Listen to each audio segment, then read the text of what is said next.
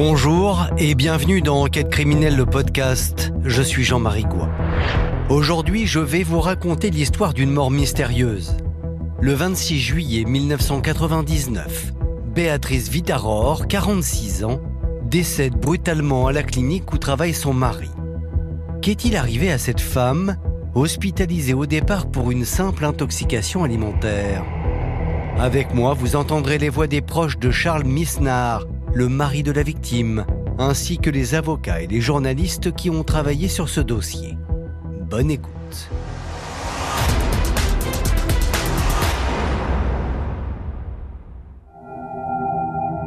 « 26 juillet 1999, à Luxembourg, en fin de journée. Nous sommes à la clinique Daich, un établissement à la réputation irréprochable. Béatrice Misnar, 46 ans, y est hospitalisée depuis une semaine pour une infection du sang. Mais elle semble sur la voie de la guérison et devrait bientôt sortir.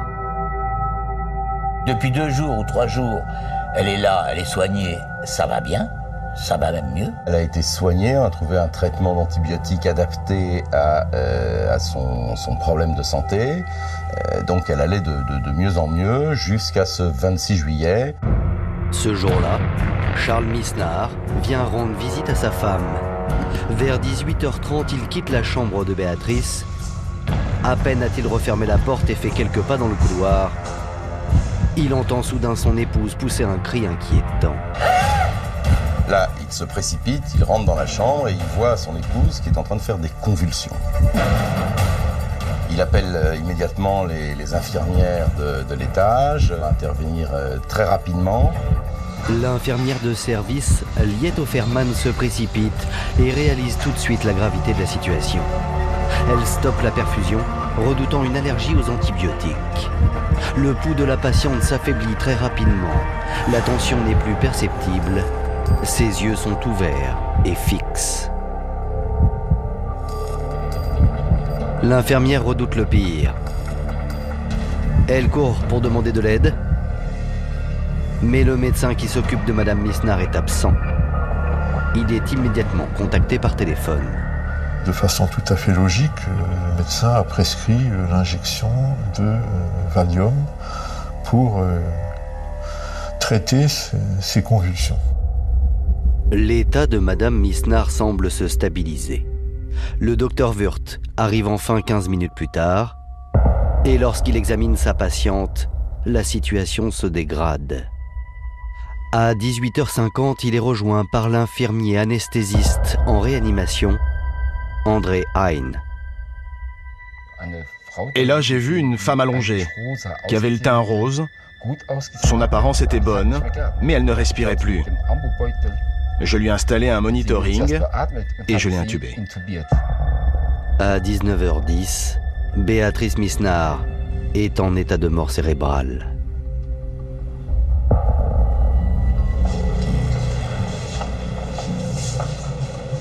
Elle n'avait plus de pouls, elle ne respirait plus rien ne fonctionnait. C'est pour ça qu'on a commencé la réa. Il l'emmène en salle de réanimation et il ne va pas la quitter. Parfois, le cœur s'arrête, puis il reprend. Pendant près d'une heure, Béatrice Misnar reste entre la vie et la mort. L'équipe du docteur Wurt poursuit la réanimation par massage cardiaque, puis par défibrillation.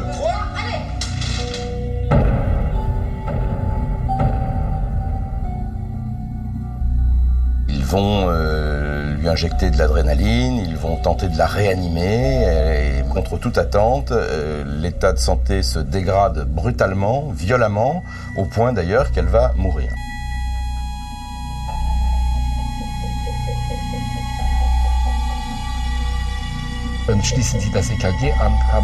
L'électroencéphalogramme est plat et elle n'a plus de souffle. Elle ne réagit plus de réflexe, plus rien. Il est 20h20 quand l'infirmier Hein arrête la réanimation. Le docteur Wurt déclare Béatrice Misnar décédée. Dans le couloir de la clinique, Charles Misnar vient d'apprendre la mort de son épouse. Il est anéanti. Sa fille, qui vient très rapidement sur place, trouve son père en larmes, ne comprenant pas ce qui lui arrive, comme si le ciel venait lui tomber sur la tête. Quand les proches de Béatrice apprennent la terrible nouvelle, c'est la stupéfaction.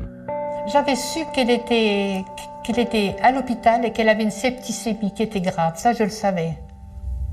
Mais je n'avais pensé pas une seconde qu'elle pouvait mourir. Nous étions en vacances avec mon épouse dans notre maison de Dordogne. Ma femme est originaire de là-bas. Quand on a déjà appris la mort de Béatrice, ça nous a fait un choc. On était là, catastrophés. Hein. Qu'est-ce que vous voulez que je vous dise ? Catastrophés. À la clinique d'Aïch, l'ensemble de l'équipe du docteur Wurth est sous le choc, d'autant que la mort de Béatrice Misnar est pour le moment inexplicable. Personne ne comprend la rapidité, la rapidité de la mort, la violence de cette mort, de cette femme qui était encore jeune. A priori, rien ne la destinait à mourir comme ça. C'est incompréhensible, en effet. Ça se passe bien et en quelques minutes, tout bascule à ce moment-là, sans explication. Le docteur Wurth est étonné par ce qui vient de se passer. Il a lutté pendant 2h30 pour sauver cette femme. Comme tout médecin, il veut savoir pourquoi. Autopsie. Le docteur Wurth demande alors l'autorisation à Charles Misnar d'effectuer une autopsie. Mais à sa grande surprise, l'homme s'y oppose farouchement. Charles Misnar ne souhaite pas faire l'autopsie quand on lui explique qu'elle va avoir lieu. Il dit ça ne sert à rien, ça ne la ramènera pas. Elle est morte. Il a la réaction que beaucoup de gens ont quand ça se passe. « Ah non, vous n'allez pas encore me la charcuter, elle ne reviendra pas, etc. » C'est une réaction très humaine. Alors le docteur Wurth décide d'outrepasser le refus de Charles Misnar. Sciemment, il rédige sur le certificat de décès « Mort de cause inconnue et suspecte ». Il sait très bien, lorsqu'il écrit ce petit mot, il sait très bien que ça va déclencher une enquête judiciaire. Donc une autopsie, afin de déterminer les causes de la mort, et puis éventuellement, si les causes sont suspectes, évidemment une enquête. Le 27 juillet, au lendemain du décès de Béatrice Misnar, des enquêteurs de la police judiciaire se rendent à la clinique pour interroger le docteur Wurth. Celui-ci indique aux policiers que 5 jours plus tôt, le 21 juillet 1999, en début de soirée, Béatrice Misnar est arrivée à la clinique très affaiblie, accompagnée de son mari. Elle est victime d'une agression de staphylocoque doré, ce qui peut arriver à tout le monde. Elle aurait mangé des salades qui traînaient au soleil depuis un bon moment. Et donc, ça l'aurait rendue malade. Autrement dit, Béatrice souffre d'une violente intoxication alimentaire. Et si Charles Misnar fait hospitaliser sa femme dans cette clinique, ce n'est pas par hasard. Il connaît très bien l'établissement et pour cause. Il y travaille depuis 25 ans. Il est directeur du laboratoire, il est chef du laboratoire de la clinique de Aïch. Il l'emmène, il l'a fait venir à la clinique, d'où il a pu la surveiller. Le docteur Wurth raconte aux policiers que Béatrice Misnar est mise sous antibiotiques. Mais au début, le traitement n'est pas efficace. Béatrice a encore de la température après plusieurs jours d'hospitalisation. Au 3e jour, elle est encore au-delà de 39 degrés et elle souffre. Visiblement, je dirais le staphylocoque est résistant. Le docteur Wurth précise qu'il lui prescrit alors un autre antibiotique, mieux adapté. Et selon lui, Béatrice réagit bien. Elle est même en voie de rétablissement jusqu'au soir du 26 juillet, où elle meurt subitement.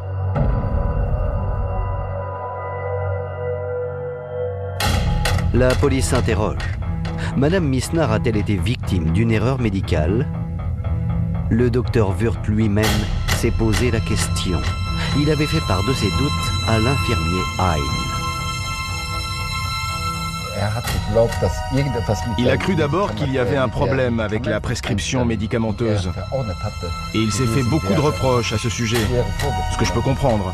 Mais ce n'était pas de sa faute.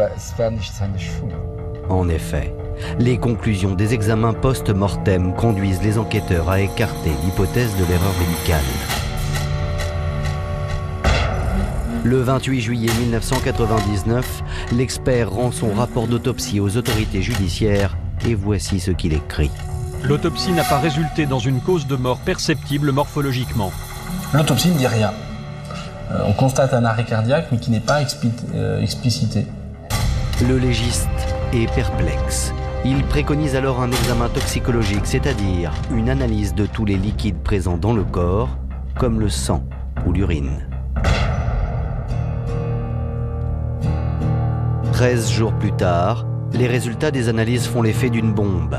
La mort n'est pas due à une quelconque maladie ou à une erreur médicale. Béatrice Misnard a été empoisonnée. Les expertises toxicologiques révèlent que la mort est liée à un empoisonnement de cyanure. Une concentration de 3 mg par litre est généralement mortelle. Et là, on avait presque 9 mg par litre. 9 mg par litre, c'est 3 fois la dose mortelle. Et le mode d'ingestion dans ce cas précis est plutôt surprenant. L'empoisonnement au cyanure, nous le connaissons tous. C'est l'empoisonnement oral, c'est la petite capsule de cyanure, c'est l'ingestion alimentaire. Là, nous sommes dans le cas d'une intraveineuse.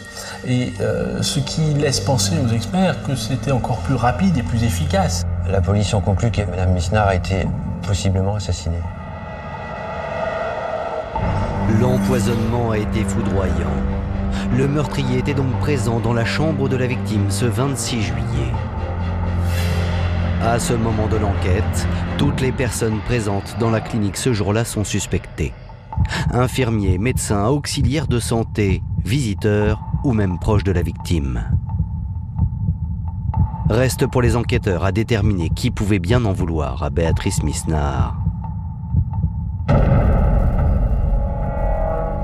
En examinant les entrées et les sorties de la clinique ce 26 juillet, les enquêteurs découvrent que Madame Misnard a reçu une visite à 17h d'une certaine Anna Azurmendi, la voisine de Béatrice. Interrogée, la femme explique qu'elle a apporté une chemise de nuit que son amie lui avait réclamée.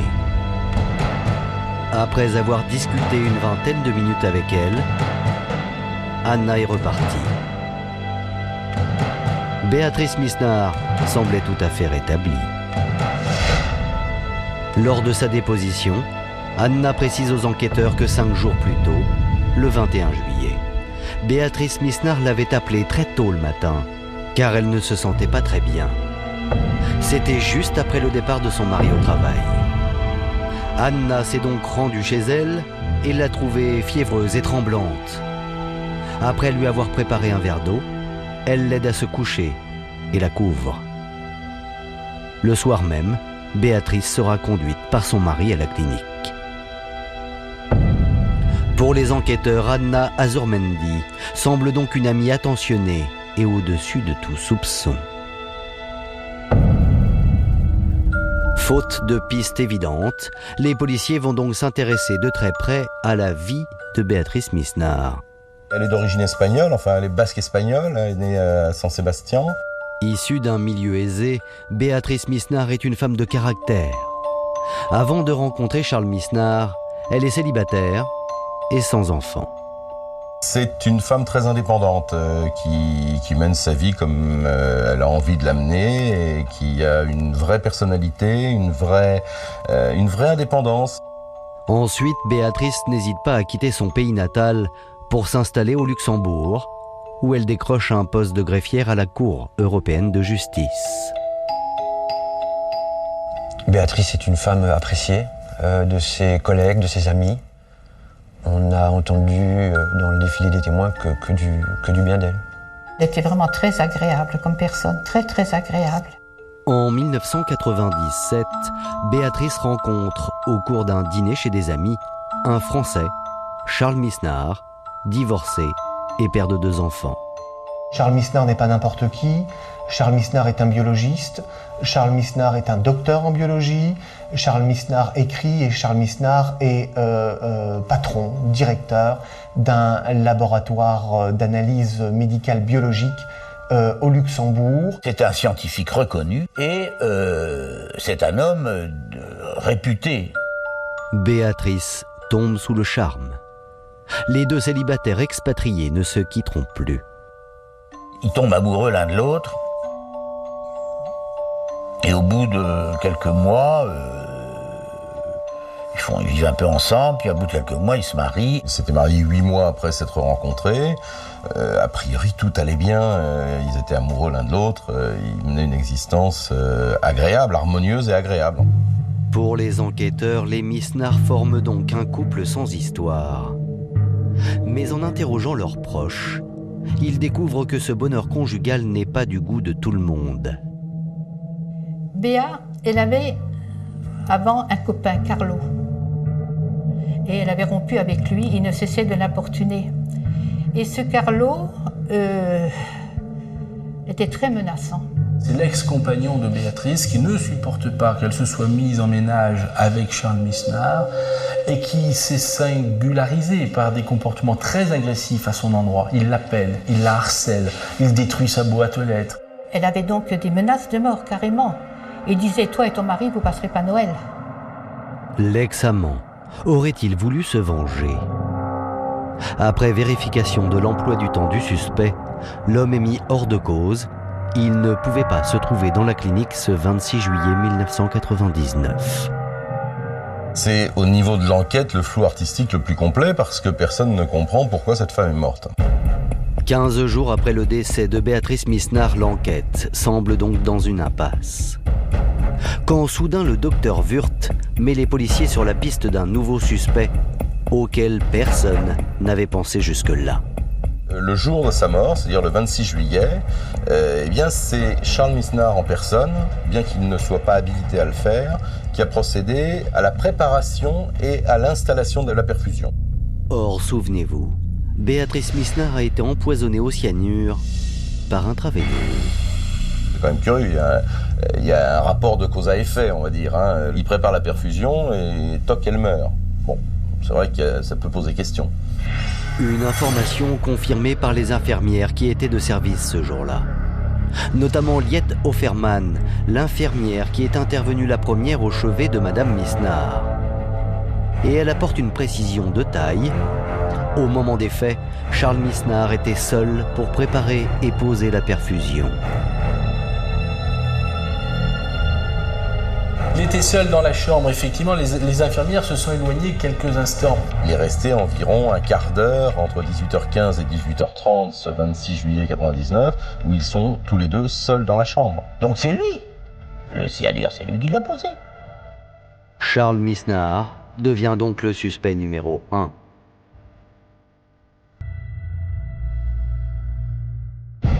Très vite, les policiers effectuent une perquisition au laboratoire du scientifique français à la recherche d'indices matériels. En quelques minutes, ils tombent sur le fameux poison du cyanure.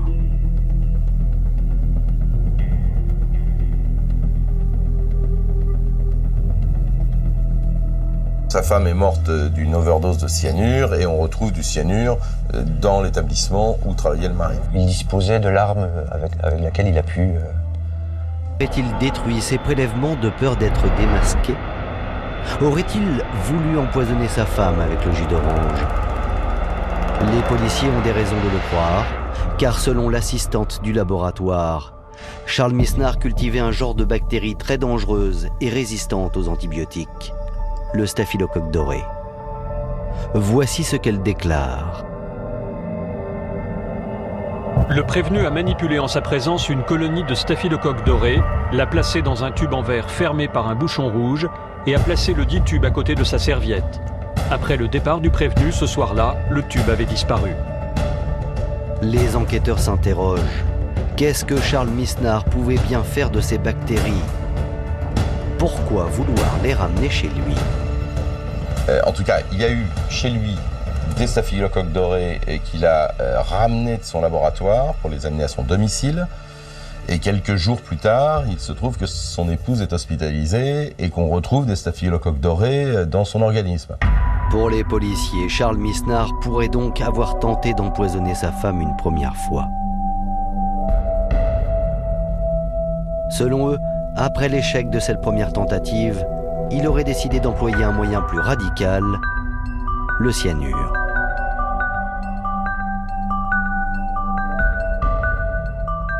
C'est assez machiavélique quand même, empoisonner sa femme à la maison de manière légère pour pouvoir l'emmener en clinique dans un endroit qu'on connaît bien, où ça va sans doute paraître un peu moins suspect, puis ensuite il passe à la vitesse supérieure. Là on s'amuse plus avec des bactéries, on prend du cyanure, on met la dose. Selon les enquêteurs, tout accable Charles Misnar. La culture de bactéries, très dangereuse. Le cyanure, stocké dans son laboratoire. La pose de la dernière perfusion à son épouse avant qu'elle ne meure. Dès son retour des obsèques, Misnar est arrêté. Le 10 août 1999, les policiers se rendent au 19 rue de la Résistance, le domicile de Charles Misnar, qui revient tout juste de l'enterrement de son épouse. Entourés de sa famille, ils sont encore tous sous le choc de la mort de Béatrice. Il est 11h17 lorsque les policiers frappent à la porte et entrent sans ménagement. La maison est fouillée de fond en comble. Charles Misnar et ses proches sont choqués par la brutalité des policiers. C'est vrai que c'est impressionnant de voir des types armés qui rentrent chez vous comme ça. Quand il y a un membre de la famille qui veut dire quelque chose, on dit toi tu te tais, t'as rien à dire. Alors qu'aucun indice n'est retrouvé au domicile, Charles Misnar est embarqué malgré ses vives protestations. Sa sœur et son beau-frère étaient là au moment de l'arrestation. Ils ont dit aux policiers, si vous voulez, nous pouvons venir, nous sommes à la disposition de la justice, le policier. Pas la peine, le dossier est déjà bouclé.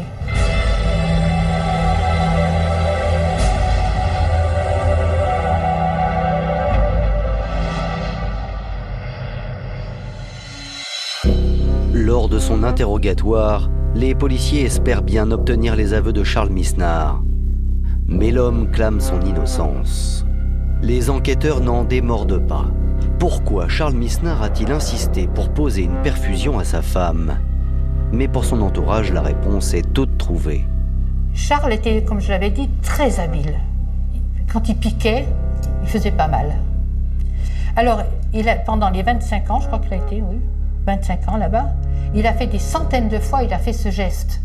Les docteurs venaient le chercher, les infirmières venaient le chercher. Monsieur Misnar, on a un problème, est-ce que vous voulez pas venir piquer telle ou telle personne ? C'était courant. Donc ça ne m'a jamais étonné. Charles Misnar nie avoir injecté du cyanure dans la perfusion de sa femme. Seulement, il n'arrive pas à convaincre. Les enquêteurs sont persuadés qu'il ne dit pas la vérité.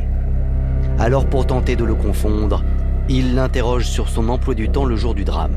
J'ai préparé la perfusion vers 17h25 dans le couloir. Alors qu'il laisse la perfusion dans le couloir, Charles Misnar affirme s'être ensuite endormi vers 17h30 dans la chambre de sa femme pendant qu'elle dînait. Puis vers 18h, elle l'aurait réveillé. Autrement dit, pendant cette demi-heure, n'importe qui aurait pu injecter du cyanure dans la perfusion. À 18h, Charles Misnar serait sorti dans le couloir pour récupérer le matériel de perfusion resté sur le chariot. Je suis rentré dans la chambre, j'y étais seul. J'ai branché la perfusion, j'ai regardé que la perfusion ne coulait pas trop vite et j'ai quitté la chambre. Seulement son témoignage est démenti par celui de l'infirmière Offerman.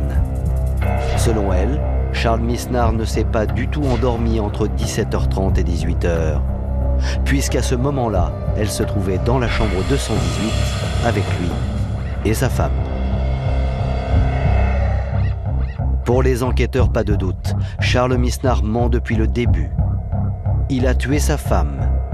Reste maintenant à déterminer le mobile. Merci d'avoir écouté la première partie de ce podcast consacré à l'affaire Misnar.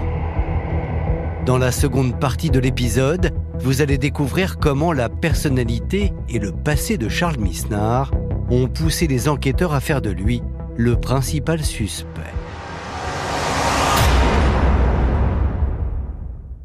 RTL vous propose de redécouvrir des affaires criminelles marquantes à travers les archives de l'émission présentée par Jacques Pradel. Du vendredi au dimanche, 3 épisodes vous emmènent au cœur de ces enquêtes avec les témoignages de ceux qui les ont vécues. Une plongée dans les dossiers qui ont marqué l'histoire criminelle à retrouver sur le site et l'application RTL ainsi que sur toutes vos plateformes audio préférées. Bonjour et bienvenue dans Enquête criminelle, le podcast. Je suis Jean-Marie Goua. Dans la seconde partie de cet épisode consacré à l'affaire Misnar, vous allez découvrir comment la personnalité et le passé de Charles Misnar ont poussé les enquêteurs à faire de lui le principal suspect. Avec moi, vous entendrez les voix des proches de Charles Misnar, le mari de la victime, ainsi que les avocats et les journalistes qui ont travaillé sur ce dossier. Bonne écoute.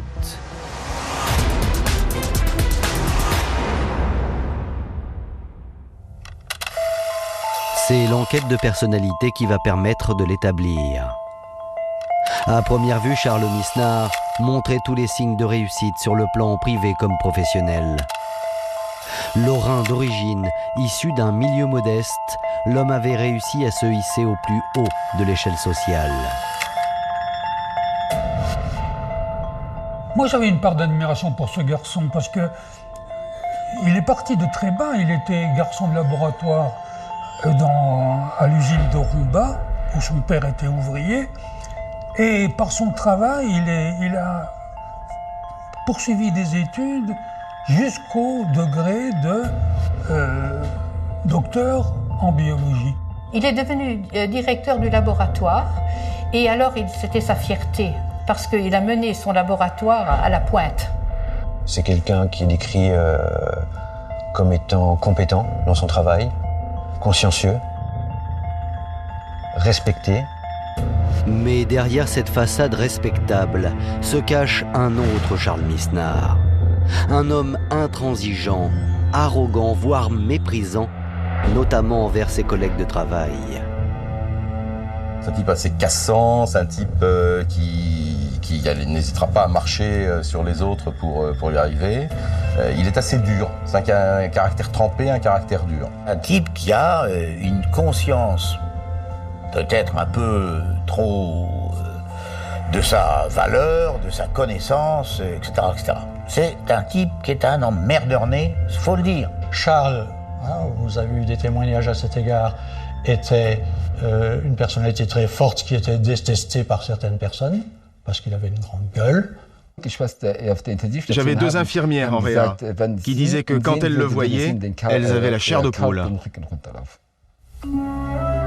Au cours de l'instruction, les enquêteurs apprennent que Charles Misnar, plutôt qu'un mari aimant, était tout aussi cassant avec sa femme. Selon de nombreux témoignages, le couple était même au bord de la rupture. Et Charles Misnar ne s'en cachait pas. Une de ses amies dira qu'il est venu dîner à leur domicile un soir, pendant qu'elle était hospitalisée d'ailleurs. D'accord, ça t'inquiète pas trop de Et qu'il ne se cachait pas de dire qu'il avait sans doute fait une erreur en se précipitant dans ce mariage. J'ai fait une connerie d'épouser cette basque, dit-il, en expliquant qu'elle lui rend la vie impossible. Je crois que le terme exact, c'est dit « ma femme est exaspérante ». Lors d'une audition, une collaboratrice du chef de laboratoire va même plus loin. Charles Misnar aurait proféré des menaces de mort contre sa femme. Il envisageait de la renvoyer en Espagne, soit sur ses 2 pieds, soit, le cas échéant, dans une petite boîte. Et pour les enquêteurs, il est clair que Charles Misnar a mis sa menace à exécution. Ils en veulent pour preuve son empressement à vouloir toucher l'argent de son épouse défunte.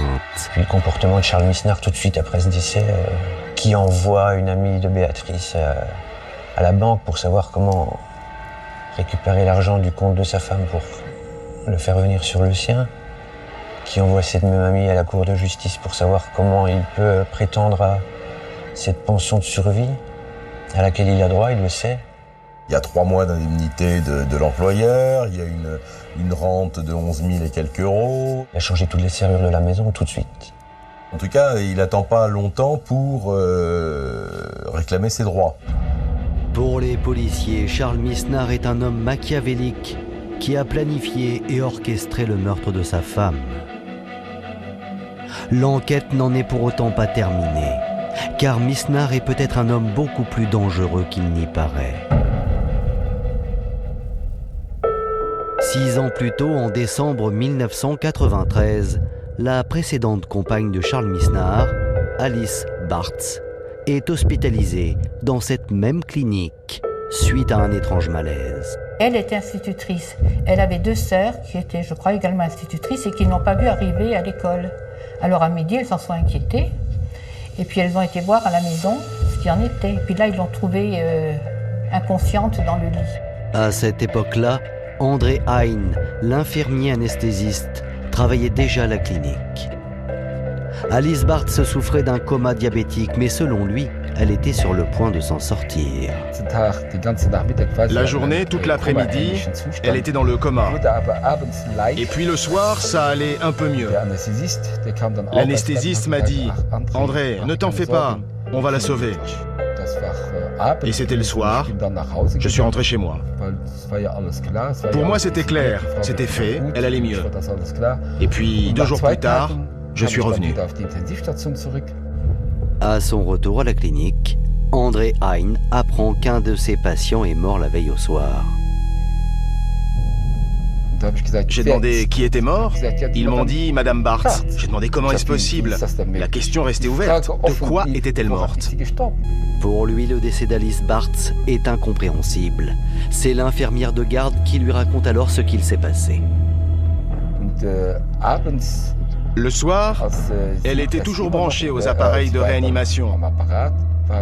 Et les signes vitaux de Madame Bartz étaient bons. L'infirmière de garde ce jour-là est allée aux toilettes. Et en ressortant des toilettes, elle a vu Charles Misnar sortir de la chambre. L'infirmière a couru alors au chevet de Madame Bartz, mais elle était déjà morte. C'est un peu le même mode opératoire. C'est sur le lieu du travail du mari, dans un domaine qu'il connaît bien, c'est le domaine médical. Elle ne meurt pas d'un accident de la route, elle ne meurt pas en dévissant en haute montagne, elle meurt dans une clinique suite à une hospitalisation. C'est très bizarre, très étrange. Et la liste noire ne s'arrête pas là. Les enquêteurs apprennent que dans les années 80, la toute première épouse de Charles Misnar a elle aussi été victime de plusieurs malaises inexpliqués. Sa première femme avait plusieurs fois été hospitalisée chez nous. Elle aussi était passée par le labo et elle aussi avait été retrouvée dans le coma. Elle l'accusait de vouloir l'empoisonner. Alors elle a donc, d'ailleurs c'est d'elle-même, elle a été chez la juge ou le policier dire que son mari avait voulu l'empoisonner. La première s'est plainte d'avoir été empoisonnée, la deuxième n'a pas eu le temps de se plaindre, elle est morte avant, et la troisième est morte. Donc tout ça, si vous voulez, ça fait quand même un entourage pour le moins curieux, pour le moins suspect. Voilà un homme autour duquel on meurt beaucoup. Une question se pose. Charles Misnar pourrait-il être un tueur en série? Rien ne permet de le prouver. Toujours est-il que ces rumeurs ne font que renforcer la conviction des enquêteurs. Charles Misnar devra donc répondre de ses actes devant la justice.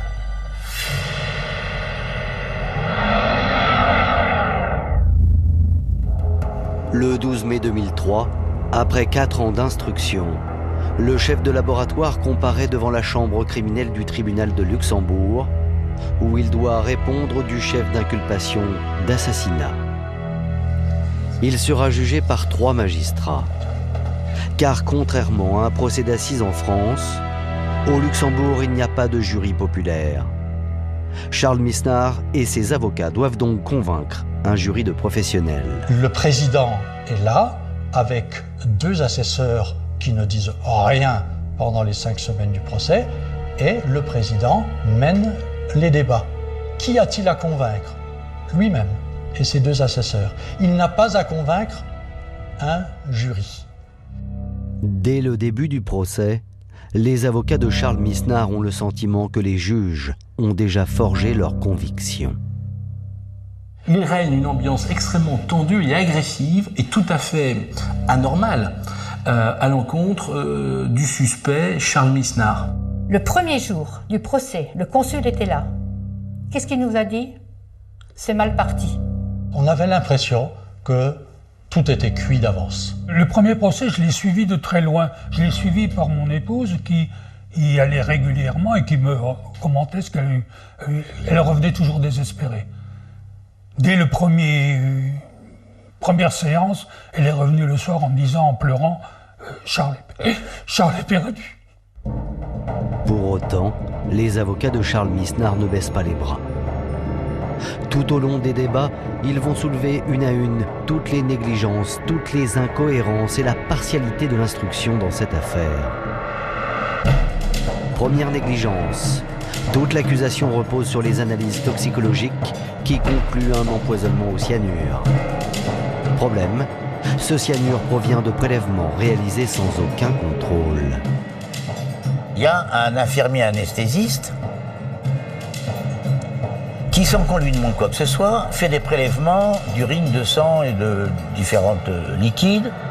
Cet infirmier n'est autre qu'André Hein, celui qui a tenté de réanimer Béatrice Misnard le 26 juillet 1999. Je fais ça avec tous mes patients, pas seulement avec elle. Je fais ça avec tous les patients transférés en salle de réa. Je fais des prélèvements d'urine, de salive et de sang pour savoir de quoi ils souffrent. Seulement pour les avocats de Charles Misnard, l'infirmier est loin d'avoir pris toutes les précautions nécessaires pour la bonne conservation de ces prélèvements. Au lieu de les entreposer au laboratoire de la clinique, il les a tout simplement ramenés chez lui. Je les ai mis au réfrigérateur. Vous savez, vous pouvez toujours, entre les œufs et la salade, trouver une petite place pour entreposer d'autres choses. Plus grave encore, aucun de ces échantillons n'était scellé. Ça veut dire qu'il y a un laps de temps entre le moment où ils sont faits par une personne qui n'a pas compétence pour le faire et le moment où ils sont analysés par un laboratoire. Il se passe du temps où ils ne sont pas scellés. Donc ils peuvent être détériorés, ils peuvent être manipulés, on peut en faire ce qu'on veut. Qui vous dit que l'infirmier, une fois qu'il est arrivé chez lui, n'a pas rajouté du cyanure dans le tube? Vous en avez la certitude, moi je ne l'ai pas. Des scellés pollués. Pollués en ce sens qu'on ne sait pas d'où ils viennent.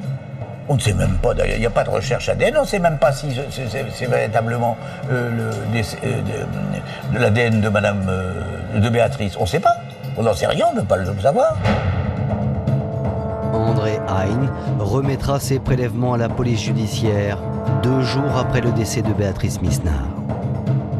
Sommé de s'expliquer à la barre, l'infirmier indique qu'il craignait que Charles Misnard ne fasse disparaître ses échantillons.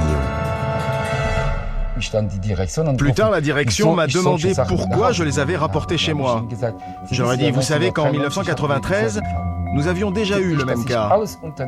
Je savais que je devais tout faire pour que ces morts soient éclaircies. André Hein, au décès de la compagne de Charles Misnard, celle avant Béatrice, Alice, a été trouvée la police. Parce que la conclusion du décès, le coma diabétique ne lui inspirait pas confiance et Misnard encore moins. Et donc il était allé faire part de ses doutes sur ce qui s'était passé à la police. Mais la police ne l'a pas écouté. Autre négligence pour la défense, l'expertise toxicologique est elle aussi sujet à caution. En effet, les avocats n'ont jamais pu demander de contre-expertise pour une raison simple. Béatrice Misnard a été incinérée 48 heures seulement après son décès. En règle générale, l'autorisation d'incinérer est donnée après un certain temps. dans une affaire criminelle, il est important de garder, je dirais, le maximum d'informations sur l'éventuel crime qui a été commis. Donc le corps est important à conserver. Pourquoi le procureur a-t-il donné tout de suite l'autorisation de détruire la preuve? Plus étonnant encore, Béatrice Misnard n'est peut-être pas morte d'un empoisonnement au cyanure. La défense en veut pour preuve que pendant la réanimation, le cœur de Madame Misnard s'est remis à battre pendant quelques minutes, ce qui est totalement incompatible avec un empoisonnement au cyanure. Le fait qu'un médecin dise le cœur a repris une activité normale pendant 2 à 5 minutes, avec une fréquence de 41 à 50 battements par minute, si je me souviens bien, je ne connais plus exactement les termes, est quand même troublant du fait de l'action du cyanure sur l'organisme. Le cœur ne peut pas reprendre une activité normale après un tel délai, et malgré la réanimation, s'il y avait bien du cyanure dans l'organisme. Enfin, selon les avocats de Charles Misnard, les experts luxembourgeois n'ont peut-être pas autopsié la bonne personne. On n'est même pas sûr que le corps qui a été autopsié soit celui de Madame Misnard, parce que je vous rappelle quand même que sur le rapport d'autopsie, il y avait un autre nom qui figurait. En effet, ce n'est pas le nom de Béatrice Wideror Misnard, mais celui d'une certaine Madame Dias Rodriguez qui figure sur la demande d'autopsie envoyée par le procureur. Alors s'agit-il seulement d'une erreur administrative? Impossible de le savoir puisque l'autopsie n'aurait pas non plus été réalisée dans les règles de l'art. Il y a une autopsie qui a été faite par un petit peu par-dessus la jambe, avec aucune des précautions élémentaires, c'est-à-dire les photos, la présence de gens, de témoins, etc., etc. Alors, on demande à voir les clichés opérés par les services de l'identification judiciaire, lesquels répondent benoîtement que cette autopsie paraissait si banale et évidente qu'ils n'ont pas fait de photos. C'est énorme, c'est énorme. Vous ne savez pas si le rapport que vous donne le médecin légiste concerne la victime. Une autopsie douteuse, des expertises faites à la légère, un infirmier qui s'improvise auxiliaire de justice. Face à toutes ces négligences, les avocats de la défense réclament donc l'acquittement de Charles Misnard. Je n'ai jamais vu un dossier truffé d'erreurs aussi manifestes de procédure que le dossier de Charles Misnard, et sur des points qui sont absolument essentiels. C'est presque une compilation de tout ce qu'on peut faire de pire dans une enquête criminelle. Le 10 juillet 2003, c'est le coup de théâtre. La Cour, contre toute attente, décide de condamner Charles Misnard à la réclusion criminelle à perpétuité. Charles était devant. Bon, il est resté digne, hein. Parce que Charles, c'est un sacré gars, attention. Hein. Il est impassible lorsque le juge prononce la condamnation. Je crois qu'il dira simplement « vous venez de condamner un innocent ». La condamnation m'avait profondément choqué. Je dis, c'est pas possible. Nous, on est sortis complètement... Comment voulez-vous qu'on soit? Mais pour la famille espagnole de Béatrice, justice a enfin été rendue. La famille est très satisfaite de la sentence, même si tout cela a duré très longtemps. C'était sûrement le temps qui était nécessaire pour l'enquête, mais finalement tout se finit bien. Charles Misnard n'a pas eu le bénéfice du doute. Les juges ont tranché en sa défaveur pour plusieurs raisons. C'est vrai que dans cette affaire, dans ce procès, les 2 précédentes femmes ont pesé très lourd dans la balance. Les témoignages des copines ont pesé aussi très lourd dans la balance. C'est plutôt un ensemble de petites choses, son comportement surtout avant, après les faits, qui va emporter la conviction d'abord des enquêteurs et ensuite des juges de la chambre criminelle. Charles Misnard est incarcéré à la maison d'arrêt de Schrassig. Il clame son innocence et fait immédiatement appel de sa condamnation.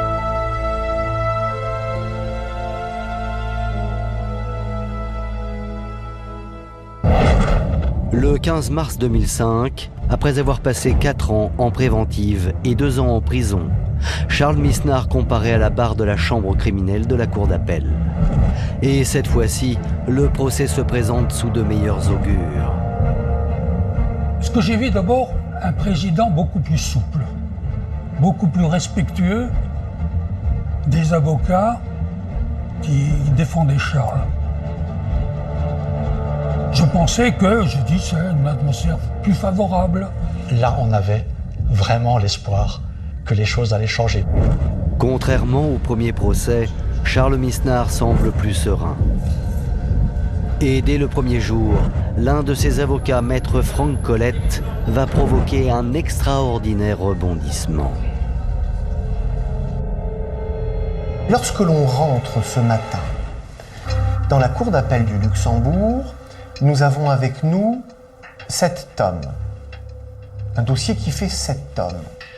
On se place, l'accusation rentre, et je compte le nombre de dossiers, de tomes de l'accusation et de tomes sur le bureau des magistrats de la cour d'appel, et j'en compte 8. Et j'en ai 7. Il nous manque des volumes, pour être clair, il nous manque des pièces. Autrement dit, la défense n'a pas eu accès à toutes les pièces du dossier. Un vice de procédure manifeste de la justice luxembourgeoise. Maître Colette demande logiquement le renvoi du procès, mais surtout fait incroyable la libération conditionnelle de son client. Je ne vous cache pas que j'ai à ce moment-là, devant moi, 3 magistrats qui me regardent les yeux écarquillés, totalement effarés. Contre une caution de 75 000 €, la cour d'appel accepte. Un condamné à perpétuité, libéré sous caution, du jamais vu.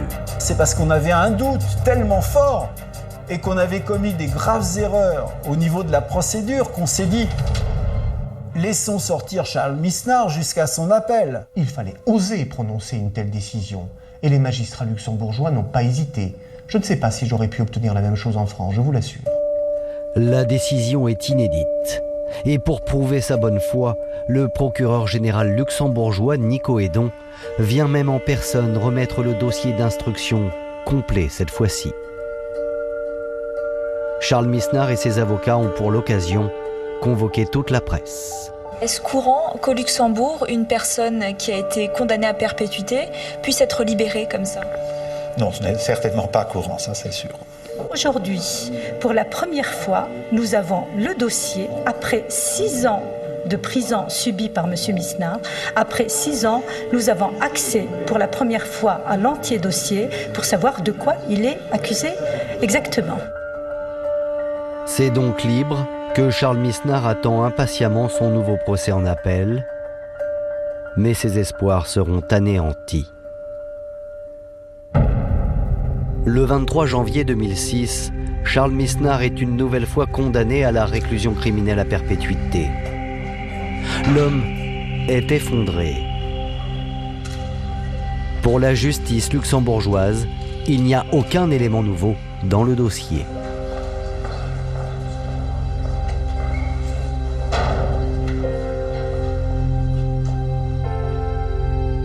On s'est même fait répéter, t'es sûr, il a bien dit perpétuité. Ouais, là, on était effectivement effondrés. Charles a eu le temps de crier « Mais je suis innocent !» Ça s'est terminé comme ça. Mais à la surprise générale, Charles Misnard n'est pas incarcéré. Il sort de la cour d'appel comme si de rien n'était. Logiquement, on aurait dû l'arrêter à la barre. Au moment de l'énoncé du verdict, lui dire « Monsieur, vous êtes condamné à la réclusion criminelle à perpétuité, au trou ce soir ». Il était sous une caution, donc il y a eu une espèce de cafouillage administratif qui lui a permis de ne pas être incarcéré, et du coup il est parti en France. Charles Misnard retourne en France et il s'installe à Quincy sous Sénart, dans la région parisienne. Il retrouve même du travail dans un laboratoire privé. il vit sa petite vie en disant bon, peut-être qu'ils vont un jour ou l'autre se manifester, mais ils peuvent rien faire, Maître Veilleur. Bon, il est naïf là-dessus. Hein. Je lui ai dit, Charles, tu as quand même toujours cette épée de Damoclès autour de ta tête, au-dessus de ta tête. Et on lui avait conseillé, l'avocate, ses frères et sœurs, lui disaient, tu dois quitter la France. Tu dois aller dans un pays où tu ne seras pas extradé.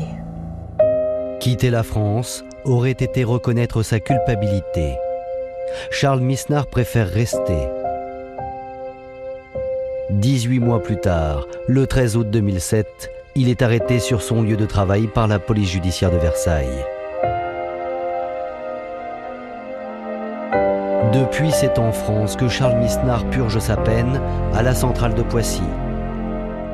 De sa cellule, il clame toujours son innocence et l'écrit même avec force, comme en témoigne le courrier qu'il nous a adressé en juin dernier. Jamais je ne baisserai les bras, car un homme innocent, accusé et condamné à tort, ne se résoudra jamais à cet enfer carcéral que je subis. Je garde la tête haute, la combativité, la rage, la volonté, la force de me battre afin de retrouver ma liberté et d'obtenir la révision de mon procès. S'il veut obtenir la révision de son procès, Charles Misnard devra prouver son innocence en apportant de nouveaux éléments. À défaut, avant sa libération définitive prévue en 2019 avec le jeu des remises de peine, il ne lui restera plus qu'un seul recours, la grâce présidentielle. Merci d'avoir écouté la seconde partie de cet épisode consacré à l'affaire Misnard. N'hésitez pas à vous abonner à ce podcast afin de recevoir chaque semaine un nouvel épisode. Et bien sûr, s'il vous a plu, vous pouvez laisser un commentaire sur l'appli RTL, rtl.fr et toutes les plateformes partenaires. Je vous dis à bientôt. RTL vous propose de redécouvrir des affaires criminelles marquantes à travers les archives de l'émission présentée par Jacques Pradel. Du vendredi au dimanche, 3 épisodes vous emmènent au cœur de ces enquêtes avec les témoignages de ceux qui les ont vécues. Une plongée dans les dossiers qui ont marqué l'histoire criminelle à retrouver sur le site et l'application RTL ainsi que sur toutes vos plateformes audio préférées. Il était un peu plus de 3 heures du matin lorsque l'infirmière de garde, Claire Duhamel, entendit ce bruit étrange venant du couloir C. Celui des chambres de chirurgie privée. Un bruit sec, métallique, suivi d'un silence brutal, puis d'un soupir. Elle leva la tête, hésita quelques secondes, pensa d'abord à un chariot qu'on rangeait mal, à un patient qui cherchait à se lever, et puis, dans ce silence anesthésié propre aux cliniques de province, elle sentit la peur, une peur qui ne s'explique pas, mais qui s'impose comme un frisson dans la nuque. La clinique Saint-Roch, à Nevers, n'avait jamais connu d'incident grave. C'était un endroit tranquille, presque bourgeois, où l'on venait se faire opérer du genou ou refaire le nez en toute discrétion. Pourtant, cette nuit-là, quelque chose d'irréversible venait de se produire. Claire posa son stylo, quitta le bureau de surveillance et prit le couloir à pas rapide. En approchant de la chambre 212, elle aperçut une lumière vacillante sous la porte, comme une ampoule qui grésille, puis une ombre qui ne bougeait plus. Elle frappa doucement. « Monsieur Misnard, tout va bien ?» Aucun son ne répondit. Elle entra. Ce qu'elle découvrit fit basculer le calme clinique dans un cauchemar irréel.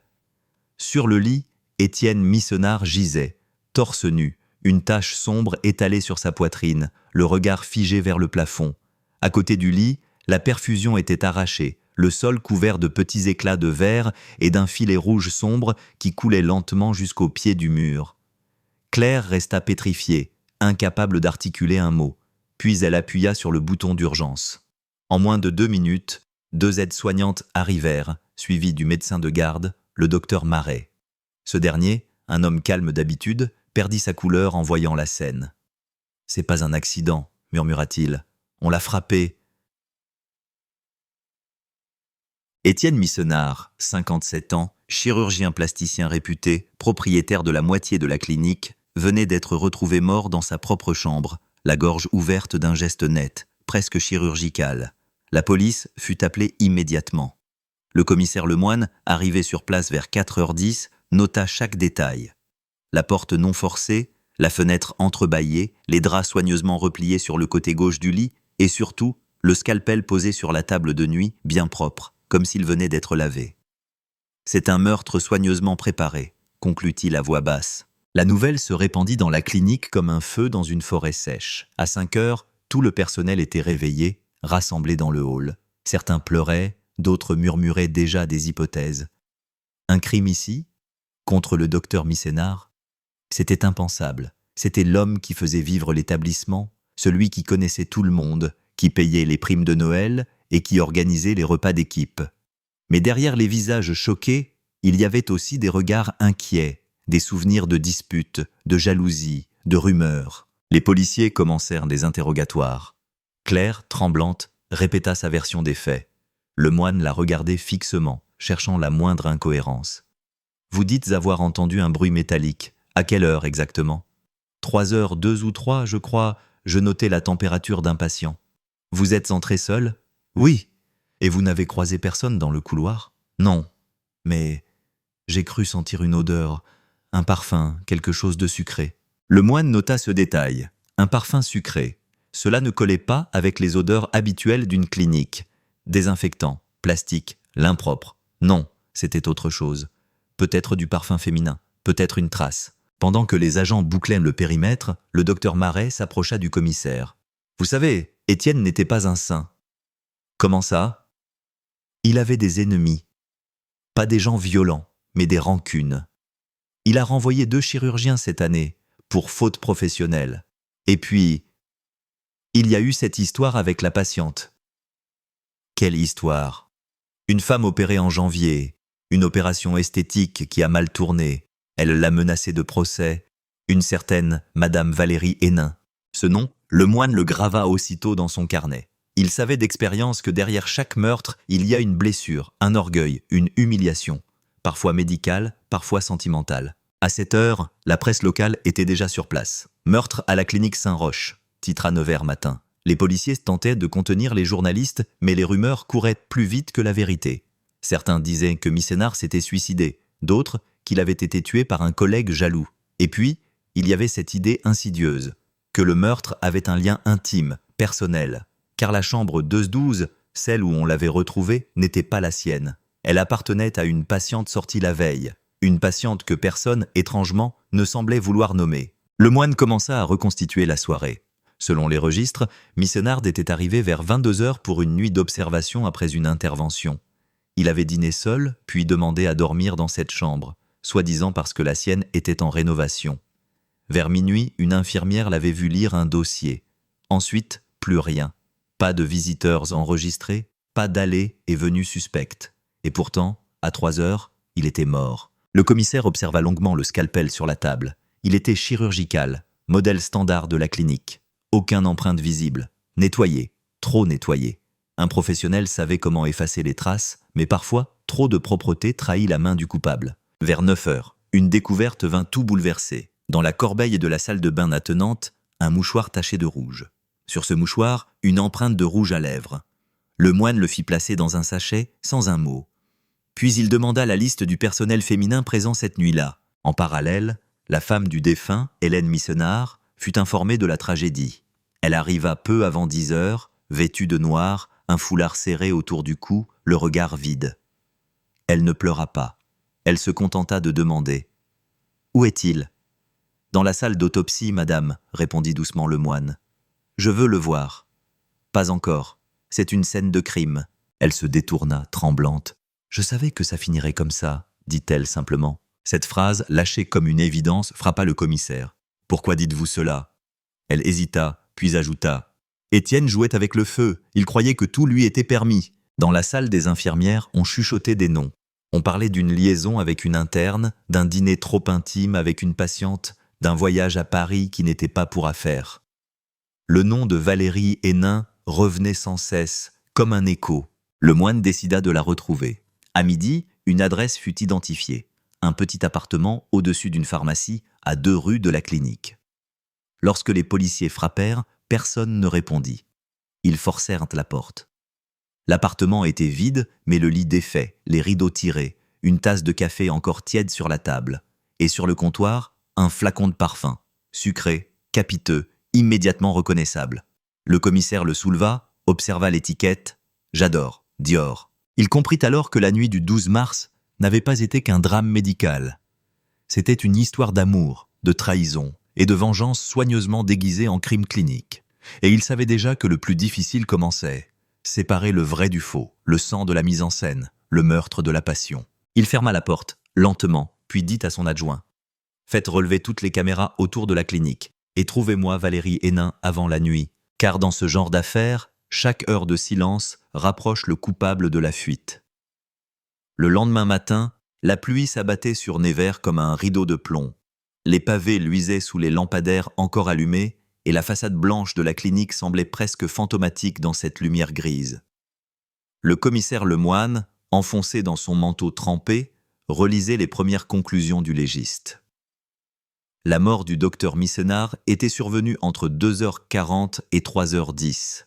Le coup fatal, une entaille profonde dans la carotide, infligée par un scalpel tenu de main sûre. Pas de lutte, pas de cri. Le geste d'un professionnel ou d'un proche. Le légiste avait aussi trouvé, sous l'ongle droit du défunt, une trace de fond de teint. C'était mince, mais suffisant pour orienter l'enquête vers une présence féminine. Dans le bureau du commissariat, Lemoine observait les photos du crime. Il y avait quelque chose de presque esthétique dans la mise en scène. Les draps repliés, le scalpel nettoyé, la lumière laissée allumée. Comme si le meurtrier avait voulu que l'on contemple son œuvre. Ce n'était pas un accès de rage, mais une exécution précise, réfléchie. À côté du corps, un détail que seuls les policiers les plus méticuleux auraient remarqué, un carnet à spirale partiellement brûlé. Les dernières pages étaient illisibles, mais sur la couverture, un mot subsistait encore. « Valérie. »« Commissaire, » dit l'adjoint Morel en entrant, « on a trouvé sa voiture. »« Laquelle ?»« Celle de Valérie Hénin, une Clio grise, garée près de la gare, abandonnée. Porte fermée, clé à l'intérieur. » Des traces ? Rien de visible. Mais le siège passager est taché. On pense à du sang. Le moine soupira. C'était toujours la même histoire. Des crimes passionnels déguisés en mystère. Mais ici, tout semblait plus méthodique, plus clinique, justement. Il avait l'intuition que la clé n'était pas dans les émotions, mais dans le calcul. Vers 9h, la femme du défunt, Hélène Missenard, fut convoquée au commissariat. Elle entra avec lenteur, vêtue d'un tailleur sombre, ses cheveux relevés dans un chignon parfait. Son regard froid, presque vide, contrastait avec la tragédie qu'elle venait de vivre. « Madame Missenard, » dit le moine en lui offrant une chaise, « nous avons besoin de comprendre la relation de votre mari avec une certaine Valérie Hénin. » Elle eut un léger sourire, amer. « Vous l'avez retrouvée, alors ?»« Pas encore. Vous la connaissiez ? Disons que je connaissais son parfum avant même de connaître son nom. Vous insinuez que votre mari avait une liaison ? J'insinue qu'il en avait plusieurs. Valérie n'était que la dernière. Une infirmière d'une trentaine d'années, ambitieuse, un peu naïve. Il lui promettait toujours monts et merveilles. Il adorait se faire admirer. Le moine nota chaque mot. Il observait les mains d'Hélène, longues, fines, tremblantes, mais impeccablement manucurées. « Et comment avez-vous réagi à cette liaison ?»« J'ai cessé de réagir, commissaire. Quand un homme vous trahit depuis des années, on finit par ne plus ressentir grand-chose. » Un silence lourd tomba entre eux, puis elle ajouta « Mais si vous cherchez un mobile, vous le trouverez peut-être chez elle, pas chez moi. » Le moine ne répondit pas. Il savait que les femmes blessées sont capables de beaucoup de choses, même du silence le plus habile. À midi, un signalement parvint.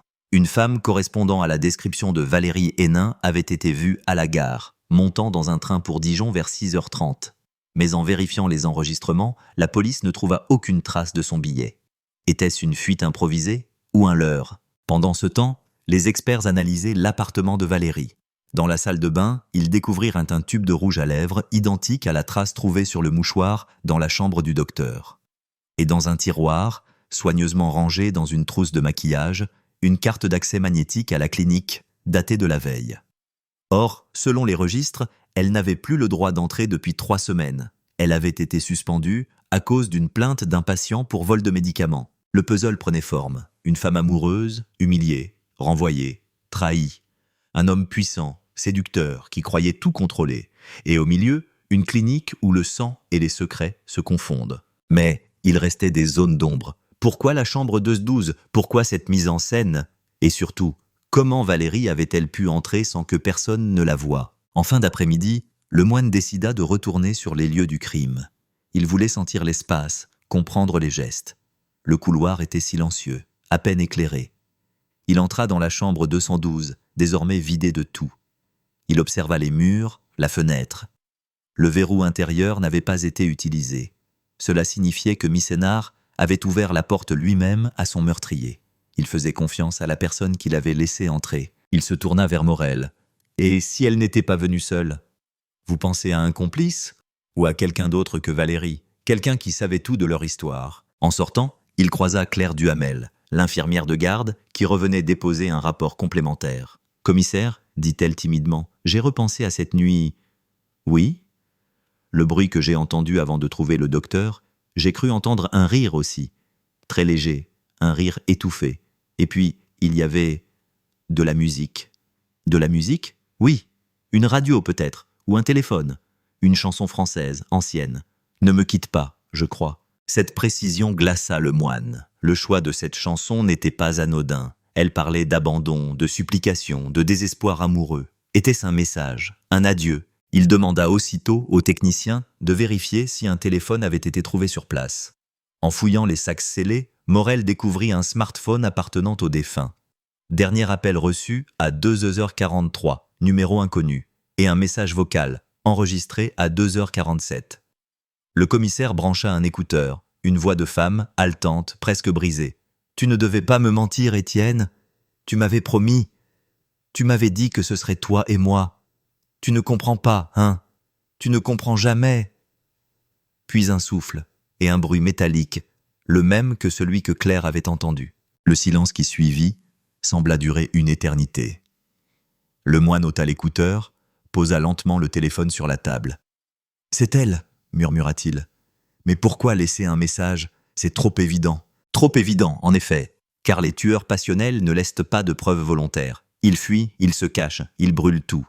Ici, c'était comme si on voulait que la police trouve cette trace, comme si quelqu'un cherchait à accuser Valérie. La nuit tombait à nouveau sur Nevers quand le moine sortit de la clinique. Il s'arrêta sur le parking, regarda le ciel bas et pensa « Quelqu'un ment depuis le début. Peut-être pas la femme disparue, peut-être pas la veuve, mais quelqu'un d'assez proche pour savoir tout ce qu'il faut pour manipuler la scène. » Et soudain, une idée lui traversa l'esprit. Le docteur Marais. Toujours présent, toujours calme, toujours disponible. Trop présent, peut-être. Il avait été le premier à parler de Valérie, le premier à orienter l'enquête dans cette direction. Pourquoi ? Pour aider ou pour détourner. Le moine sortit son téléphone, composa un numéro. « Morel ? Fais-moi venir Marais demain matin, 8h, et fouille son bureau. S'il a quelque chose à cacher, on le saura. » La pluie redoublait, et le commissaire alluma une cigarette. Dans la fumée grise, il voyait déjà la suite. Les mensonges, les alliances et le parfum sucré de Valérie, omniprésent comme un spectre invisible. Cette affaire n'était plus seulement celle d'un meurtre à la clinique. C'était celle d'un jeu à trois, où chaque amour trahi laissait une trace de sang et de vanité. Le lendemain matin, à 8h précises, le docteur Marais franchit la porte du commissariat. Il était vêtu d'un costume gris impeccable, une écharpe de laine soigneusement nouée autour du cou. Son allure tranquille contrastait avec la tension qui flottait dans la salle d'interrogatoire. Le moine l'attendait, assis, les mains croisées, le regard froid et méthodique. Morel, en retrait, prenait des notes. « Merci d'être venu, docteur », dit le moine d'un ton neutre. « Vous n'imaginez pas refuser une convocation de la police, commissaire », répondit Marais avec un sourire poli. « C'est bien, nous voulons seulement clarifier certains points. » Le moine lui tendit une photo, celle de la chambre 212, la nuit du meurtre. « Vous étiez l'un des premiers sur place. »« Oui, c'est moi qui ai constaté le décès. »« Qui vous a prévenu ?»« Claire Duhamel. Elle a crié, j'ai accouru. »« Et vous êtes entré dans la chambre sans attendre les secours ?»« Réflexe professionnel. J'espérais pouvoir le ranimer, mais il était déjà trop tard. » Le commissaire hocha lentement la tête. « Dites-moi, docteur, quelle était votre relation avec le docteur Missénard ?»« Collégiale. Nous avons travaillé ensemble depuis presque 10 ans. Pas d'animosité, pas de conflit. Des désaccords, bien sûr. C'était un homme exigeant, parfois arrogant. Mais dans notre milieu, ce n'est pas rare. » Le moine se leva, fit quelques pas dans la pièce. « Vous connaissiez une certaine Valérie Hénin ? » « Oui, Infirmière ici jusqu'à sa suspension. Vous la décririez comment? Compétente mais instable, très émotive. Je crois qu'elle avait développé, disons, une admiration excessive pour le docteur Missénard. Une liaison, vous voulez dire? Marais hésita un instant avant de répondre. On en parlait, oui, mais je n'ai jamais voulu me mêler de leur vie privée. Le commissaire se pencha vers lui. Pourtant, c'est vous qui avez mentionné son nom dès la première heure. Comment saviez-vous qu'elle était impliquée, avant même que nous trouvions la preuve de sa présence? Le sourire de Marais se figea imperceptiblement. Parce que tout le monde savait qu'elle le harcelait depuis son renvoi. Elle venait souvent rôder près de la clinique. Une fois, elle m'a même abordé à la sortie pour me demander de l'aider à le raisonner. Elle était désespérée. Le moine l'observa longuement. Il ne bougea pas, mais ses yeux cherchaient la faille. Le ton du médecin restait calme, mais trop contrôlé, trop lisse. Ce genre de maîtrise n'était pas celle d'un innocent surpris, mais d'un homme qui savait déjà quelle réponse donner. Pendant qu'il parlait, Morel reçut un message sur son téléphone. Il pâlit légèrement et glissa la note au commissaire. Perquisition terminée. Trouvé. Flacon de parfum identique à celui de Valérie, plus gants latex tachés, résidu de sang. Le moine referma doucement son dossier. « Très bien, docteur, dit-il en souriant. Merci pour votre collaboration. Nous pourrions avoir besoin de vous plus tard. » Quand Marais quitta la salle, le moine se tourna vers Morel. « On le garde sous surveillance. Il joue un rôle dans cette histoire, j'en suis sûr. » À midi, les analyses confirmèrent que le sang sur les gants provenait bien de la victime, le docteur Missénard. Marais avait beau prétendre que les gants servaient aux opérations, il n'y avait aucune raison qu'ils soient tachés du sang d'un collègue mort depuis 2 jours. Mais le moine savait que rien n'était encore gagné. Il fallait du lien, un mobile, un moment précis. Et surtout, comprendre comment Marais aurait pu manipuler Valérie, si tant est qu'elle soit encore en vie. Car une nouvelle information venait de tomber. À Dijon, la gare avait enregistré une caméra de surveillance montrant une femme blonde, ressemblant à Valérie, montant dans un taxi. Mais la plaque du véhicule était fausse. Depuis, plus rien. Pas de carte bancaire, pas d'appel, pas de traces. Le commissaire commença à soupçonner que Valérie n'était peut-être pas en fuite, mais qu'on l'avait fait disparaître. Le soir même, il retourna à la clinique. Le lieu désert à 7 heures semblait chargé d'une tension électrique. Les néons clignotaient par moments. Le bruit des gouttes sur les vitres résonnait comme un battement irrégulier. Le moine errait dans les couloirs, se repassant les faits dans sa tête. Puis, son regard se posa sur la salle d'archives, porte entr'ouverte. Il entra. L'odeur de désinfectant et de vieux papier l'enveloppa. Sur une table, un dossier traînait, étiqueté « Hénine, Valérie ». Il l'ouvrit, suspension, rapport disciplinaire, témoignage de collègues. Mais à la dernière page, une note manuscrite attira son attention. Suivi psychologique recommandé, évaluation par Dr Marais. Ainsi donc, Marais n'était pas seulement un collègue. Il avait été son thérapeute. Ou du moins, il avait joué ce rôle. Cela changeait tout. Il avait accès à ses confidences, à ses émotions, à ses faiblesses. Et s'il avait utilisé cela contre elle? Dans le silence, un bruit léger retentit derrière lui. Le moine se retourna brusquement. Une silhouette féminine, en blouse blanche, se tenait dans l'encadrement de la porte. C'était Claire Duhamel. « Commissaire, vous êtes encore ici ?»« Oui, je faisais un dernier tour. » Elle hésita, puis dit « Il y a quelque chose que je ne vous ai pas dit. Le soir du meurtre, vers minuit, j'ai vu le docteur Marais sortir du bureau de Missénard. Il portait une mallette noire. Quand il m'a vu, il a sursauté. Il m'a dit qu'il cherchait des documents pour un patient, mais il avait l'air nerveux. » Le moine nota mentalement cette révélation. « Vous pouvez en témoigner ? Bien sûr. Mais je vous en prie, ne dites pas que cela vient de moi. Ici, tout le monde se connaît, et Marais a beaucoup d'amis. » Il la remercia d'un signe de tête. Puis il resta seul, plongé dans ses pensées. Marais, la mallette, Valérie disparue. Une chaîne invisible reliait ces éléments, mais il manquait encore une pièce, celle qui expliquerait pourquoi un homme aussi froid et rationnel aurait tué son propre collègue. Le lendemain, à la première heure, la police scientifique fit une découverte dans le bureau de Marais, un disque dur externe, dissimulé dans un tiroir secret. Les fichiers cryptés portaient des noms de patients, mais aussi des enregistrements audio. L'un d'eux, daté du 15 février, s'intitulait « Séance 4 VH ». Lorsqu'ils parvinrent à le décoder, la voix de Valérie résonna, tremblante. « Il m'a promis qu'il quitterait sa femme. Il m'a juré qu'on partirait ensemble, mais je crois qu'il se moque de moi. Docteur Marais, parfois j'ai envie de le faire payer. Vous croyez que je suis folle ?»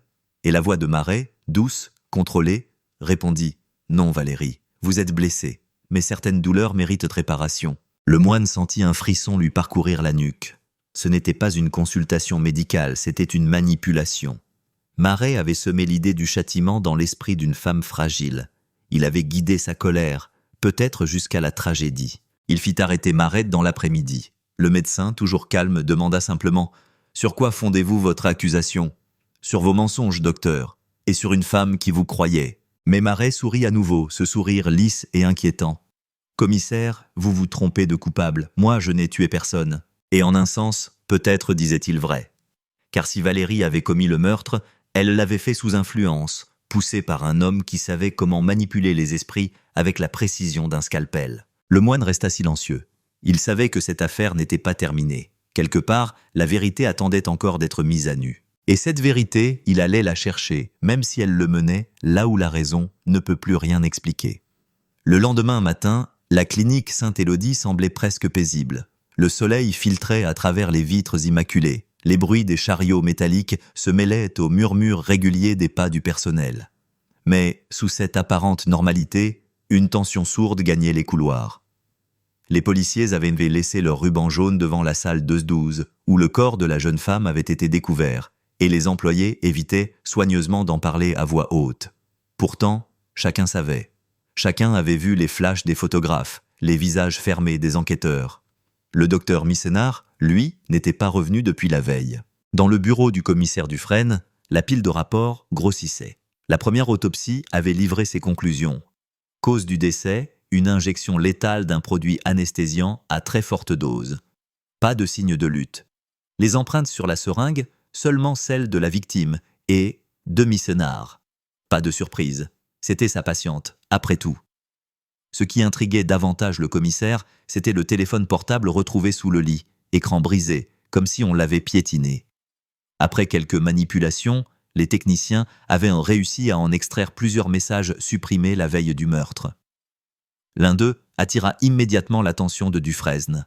« On doit se voir ce soir, c'est important. Si tu refuses encore, je dirai tout. » Pas de nom d'expéditeur, juste un numéro inconnu. Pendant ce temps, à son domicile, le docteur Missénard tournait en rond. Il n'avait presque pas dormi. Sa femme, Élodie, le regardait d'un air inquiet. « Tu dois y retourner, François, murmura-t-elle. Ne rien dire, ne rien faire, ça va te détruire. Ils croient tous que c'est moi. Tu comprends ? Ils ont décidé dès le départ. Alors prouve-leur qu'ils ont tort. » Mais Missénard ne répondit pas. Son regard s'était perdu dans le vide. Un peu plus tard, il reçut un appel. Numéro masqué. Une voix grave, déformée, lui dit simplement « Tu sais ce que tu as fait. Tu croyais qu'on oublierait ?» Puis le silence. L'appel coupa. Missénard sentit une sueur froide lui couler dans le dos. Était-ce une menace ou une provocation ? Il n'osa pas en parler à sa femme. L'enquête, de son côté, avançait lentement mais sûrement. Le commissaire Dufresne et sa collègue, l'inspectrice Lemoine, se rendirent dans le cabinet privé du docteur, à quelques rues de la clinique. L'endroit était méticuleux, presque maniaque, des diplômes alignés au millimètre, des dossiers parfaitement rangés, des flacons d'échantillons scellés. Rien ne dépassait. « Un homme qui vit dans un ordre pareil, dit le moine en observant la pièce, ne laisse pas traîner de seringues mortelles sans raison. » « Ou alors, répondit Dufresne, il sait très bien où la cacher. » Dans le tiroir du bureau, ils trouvèrent un carnet de notes. Les pages étaient couvertes d'une écriture nerveuse, parfois raturée. On y lisait des noms de patients, des observations médicales, mais aussi quelques phrases plus ambiguës. Rendez-vous 20h15, urgence personnelle. Et plus bas, elle a insisté, elle sait trop de choses. Dufresne fronça les sourcils. Elle, qui est-elle ? La victime, peut-être, mais ça reste vague. Le commissaire referma le carnet sans un mot. Le soir même, le moine eut une idée. Faire venir la secrétaire du cabinet pour interrogatoire. Une femme d'une 40aine d'années, au visage pâle et nerveux. Elle confirma que Missénard était resté tard le soir du meurtre, prétextant un dossier urgent.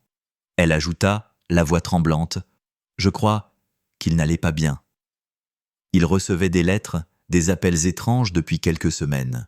Parfois, il se mettait à crier dans son bureau. Une fois, j'ai entendu un nom. Catherine. Catherine ? Répéta Dufresne. Vous êtes sûr ? Oui, c'était net. Catherine. Le commissaire fit aussitôt le lien avec la victime. Catherine Lenoir, 27 ans, infirmière de nuit. Une employée modèle, appréciée de tous. Aucun antécédent, aucune plainte, rien qui la rattache à un conflit avec le médecin, sauf peut-être un lien plus intime. Le moine consulta les relevés téléphoniques. 12 appels entre Missenard et la victime dans les 3 jours précédant sa mort, à des heures tardives, parfois après minuit. Le lendemain, Missenard accepta finalement d'être entendu. Il arriva au commissariat, vêtu d'un manteau sombre, visiblement épuisé. « Docteur, dit Dufresne en allumant son enregistreur, nous avons besoin de clarté. Quel était exactement votre rapport avec Catherine Lenoir ?» Le médecin hésita. « Une collègue, une infirmière dévouée, rien d'autre. Pourtant, vos appels nocturnes disent le contraire. Elle avait peur, elle disait qu'on la suivait, je voulais la rassurer. Et ce message, si tu refuses encore, je dirai tout. » Missenard pâlit. « Je ne sais pas de quoi vous parlez. Vraiment ?» Le ton monta, puis redescendit. Missenard resta silencieux, la mâchoire crispée. Dufresne comprit qu'il cachait quelque chose, mais quoi? Une liaison? Une erreur médicale? Ou pire? Après 2 heures d'interrogatoire, le médecin fut relâché. Pas de preuves directes. Pourtant, l'opinion publique s'enflammait. Les journaux titraient déjà « Le médecin de la mort ». Les réseaux sociaux s'embrasaient, la clinique reçut des menaces, et même les collègues du docteur commençaient à l'éviter. Dans la soirée, le moine se rendit seul au domicile de la victime. L'appartement sentait la lavande et la cire. Sur le bureau, un carnet rouge attira son attention. Dedans, une écriture fine, féminine. François dit que tout va s'arranger, mais je sens qu'il a peur. Il m'a juré qu'il n'y avait plus de danger. Pourtant, j'ai vu quelqu'un rôder devant la clinique hier soir. Un homme en manteau noir. Le moine referma le carnet lentement. Ce n'était donc peut-être pas Missenard le danger. Dehors, la pluie s'était mise à tomber. Dans la pénombre du parking, une silhouette observait la fenêtre de l'appartement. Une ombre immobile, cachée sous une capuche. Lorsque le moine sortit du bâtiment, elle crut percevoir un mouvement, un bruit de pas pressés. Elle se retourna. Personne. Le lendemain matin, alors qu'elle préparait son rapport, elle reçut un mail anonyme, sans objet, sans signature. Juste une photo en pièces jointes. Catherine, souriante, assise à la terrasse d'un café. En face d'elle, Missenard. La date affichée sur la photo, 2 semaines avant le meurtre. Et sous l'image, une seule phrase. La vérité est dans les dossiers qu'il cache. À cet instant, tout s'éclairait un peu plus. Mais aussi tout devenait plus confus. Si Missenard cachait des dossiers, de quoi s'agissait-il? Des erreurs médicales? Des expérimentations interdites? Ou des preuves d'un chantage? Le moine sentit que l'affaire venait de franchir une frontière dangereuse, celle où la vérité se mêle au mensonge, où la victime n'est peut-être plus la seule innocente, et où le meurtrier pourrait ne pas être celui qu'on croit. Cette nuit-là, la clinique Sainte-Élodie ne dormait plus. Les néons vacillaient, les gardiens faisaient des rondes nerveuses, et quelque part, dans un placard oublié du sous-sol, un dossier manquant allait bientôt refaire surface. L'inspectrice Lemoine passa la nuit à relire les notes encore et encore. Elle sentait que le puzzle n'était pas complet, qu'un élément crucial se dérobait à son esprit. Ce mail anonyme la hantait. La vérité est dans les dossiers qu'il cache. Mais où? Le bureau du docteur avait déjà été fouillé de fond en comble. Pourtant, la secrétaire avait parlé d'un sous-sol, un local d'archives rarement visité, fermé par un badge spécial. À l'aube, le moine décida d'y retourner sans prévenir Dufresne. Elle enfila un manteau long, attacha ses cheveux et, en arrivant à la clinique Sainte-Élodie, présenta son insigne au gardien. L'homme hésita, puis lui ouvrit la porte. Le couloir menant aux archives était plongé dans une semi-obscurité. L'odeur de désinfectant se mêlait à celle, plus âcre, du papier humide. Une ampoule clignotait au plafond. Le moine descendit les escaliers lentement, lampe torche en main. Les portes métalliques grinçaient à chaque pas. Sur la gauche, une plaque indiquait « Accès réservé, personnel autorisé seulement ». Elle glissa son badge. Rien. Accès refusé. Elle fronça les sourcils, força la poignée. Verrouillé. Alors, d'un geste résolu, elle sortit un passe universel, un petit outil de serrurier qu'elle gardait dans son sac. Quelques secondes suffirent. La porte s'ouvrit dans un grincement lugubre. L'endroit était vaste, encombré d'étagères remplies de dossiers, de boîtes numérotées, de chariots d'archives empoussiérés. Un néon clignota avant de s'allumer. Le silence était total, à peine troublé par le bourdonnement lointain des tuyaux. Elle chercha la section « Patient 2018-2022 ». Après 10 minutes, elle trouva une série de cartons marqués « Cas Missenard, traitement post-opératoire ». Elle tira un dossier au hasard. À l'intérieur, plusieurs noms de patients décédés après des interventions mineures. Un taux de mortalité anormalement élevé. Et à chaque fois, la même signature, Dr François Missenard. Son cœur s'accéléra. Était-ce possible qu'il ait couvert des fautes ou que quelqu'un ait falsifié ses documents? Les pages semblaient copiées, parfois avec des dates modifiées. Le moine sortit son téléphone, prit plusieurs photos, puis referma le carton. En se relevant, elle remarqua une armoire métallique différente des autres, plus moderne, verrouillée par un code numérique. Elle s'en approcha. Sur la serrure, une fine couche de poussière, sauf sur le clavier. Quelqu'un l'avait utilisé récemment. Elle tenta une combinaison simple. 0,, puis 1234. Rien. Puis, sans trop y croire, elle entra la date du décès de Catherine. 1709. Le voyant passa au vert. Le moine retint son souffle. À l'intérieur, des dossiers médicaux, mais aussi des enveloppes Kraft sans mention. Dans l'une d'elles, un disque dur externe. Elle le glissa dans sa poche, juste avant d'entendre un bruit derrière elle. Un froissement, puis un souffle. « Il y a quelqu'un » lança-t-elle. Pas de réponse. Elle fit quelques pas, lampe braquée devant elle. Rien, seulement les ombres des étagères. Pourtant, elle était sûre d'avoir entendu un mouvement. Elle pressa le pas, remonta les escaliers, sortit à l'air libre. Dehors, le ciel était encore gris. Au commissariat, Dufresne l'attendait, furieux. « Tu te rends compte de ce que tu viens de faire ? Tu as violé un mandat d'accès !»« Je n'avais pas le choix, » répliqua-t-elle calmement. « Regarde !» Elle lui montra les photos sur son téléphone, les dossiers falsifiés, les décès suspects, le disque dur. Dufresne pâlit. « Si c'est vrai, on tient quelque chose de gros, mais ça ne prouve pas qu'il a tué Catherine. »« Non, » admit le moine. « Mais ça prouve qu'elle avait peut-être découvert ses erreurs. » Ils branchèrent le disque dur. À l'intérieur, plusieurs dossiers cryptés et un dossier vidéo intitulé « Confidentiel à détruire ». Dufresne double-cliqua. L'écran s'alluma. Une séquence floue, tournée dans un bureau. On y voyait Missenard, assis, tête basse, parlant à quelqu'un hors champ. Sa voix était tremblante. « Je vous ai déjà dit que je ne pouvais plus continuer. Ce qu'on fait ici est dangereux. » Une autre voix, masculine, répondit. « Tu savais à quoi tu t'engageais. Si tu parles, tu signes ton arrêt de mort. » Puis l'image se coupa. Un silence lourd s'installa dans le bureau. Dufresne posa la main sur le bureau. « On n'a plus affaire à un crime passionnel, » murmura-t-il. « C'est un réseau. Quelqu'un contrôle tout ça. » Et Catherine a peut-être voulu dénoncer ces pratiques, compléta le moine. Dans les heures suivantes, ils convoquèrent de nouveau Missenard. Le docteur entra, blême, les mains jointes. « Docteur, nous avons visionné une vidéo, » dit Dufresne sans détour. « Vous y parlez de pratiques dangereuses à la clinique. Qu'entendez-vous par là ?» Missenard secoua la tête. « Je ne peux pas en parler. Vous n'avez pas le choix, » insista le moine. « Si vous continuez à vous taire, vous serez complice. » Un long silence. Puis, enfin, il lâcha.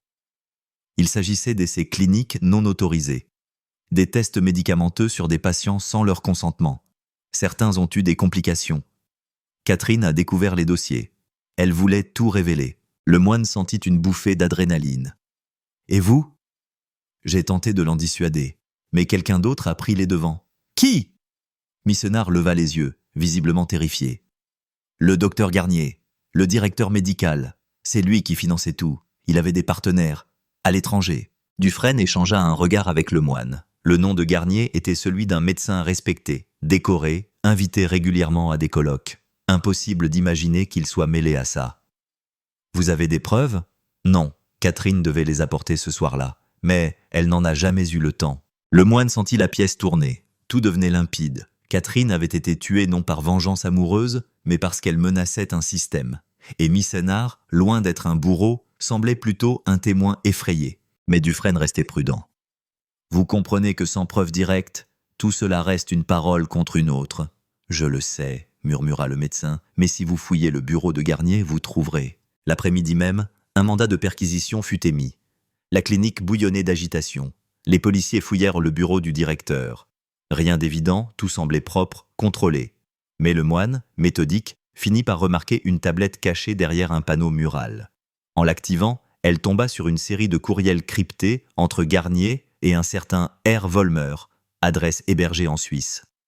Le contenu évoquait des transferts de l'eau, des essais cliniques expérimentaux et une collaboration confidentielle avec plusieurs hôpitaux européens. « Voilà notre mobile !» souffla Dufresne. Catherine voulait tout dénoncer. Garnier avait tout à perdre. Ils décidèrent d'arrêter le directeur. Mais lorsque la police arriva chez lui, il avait disparu. Sa voiture était garée, le moteur encore tiède. À l'intérieur, son téléphone portable, mais pas de traces de lui.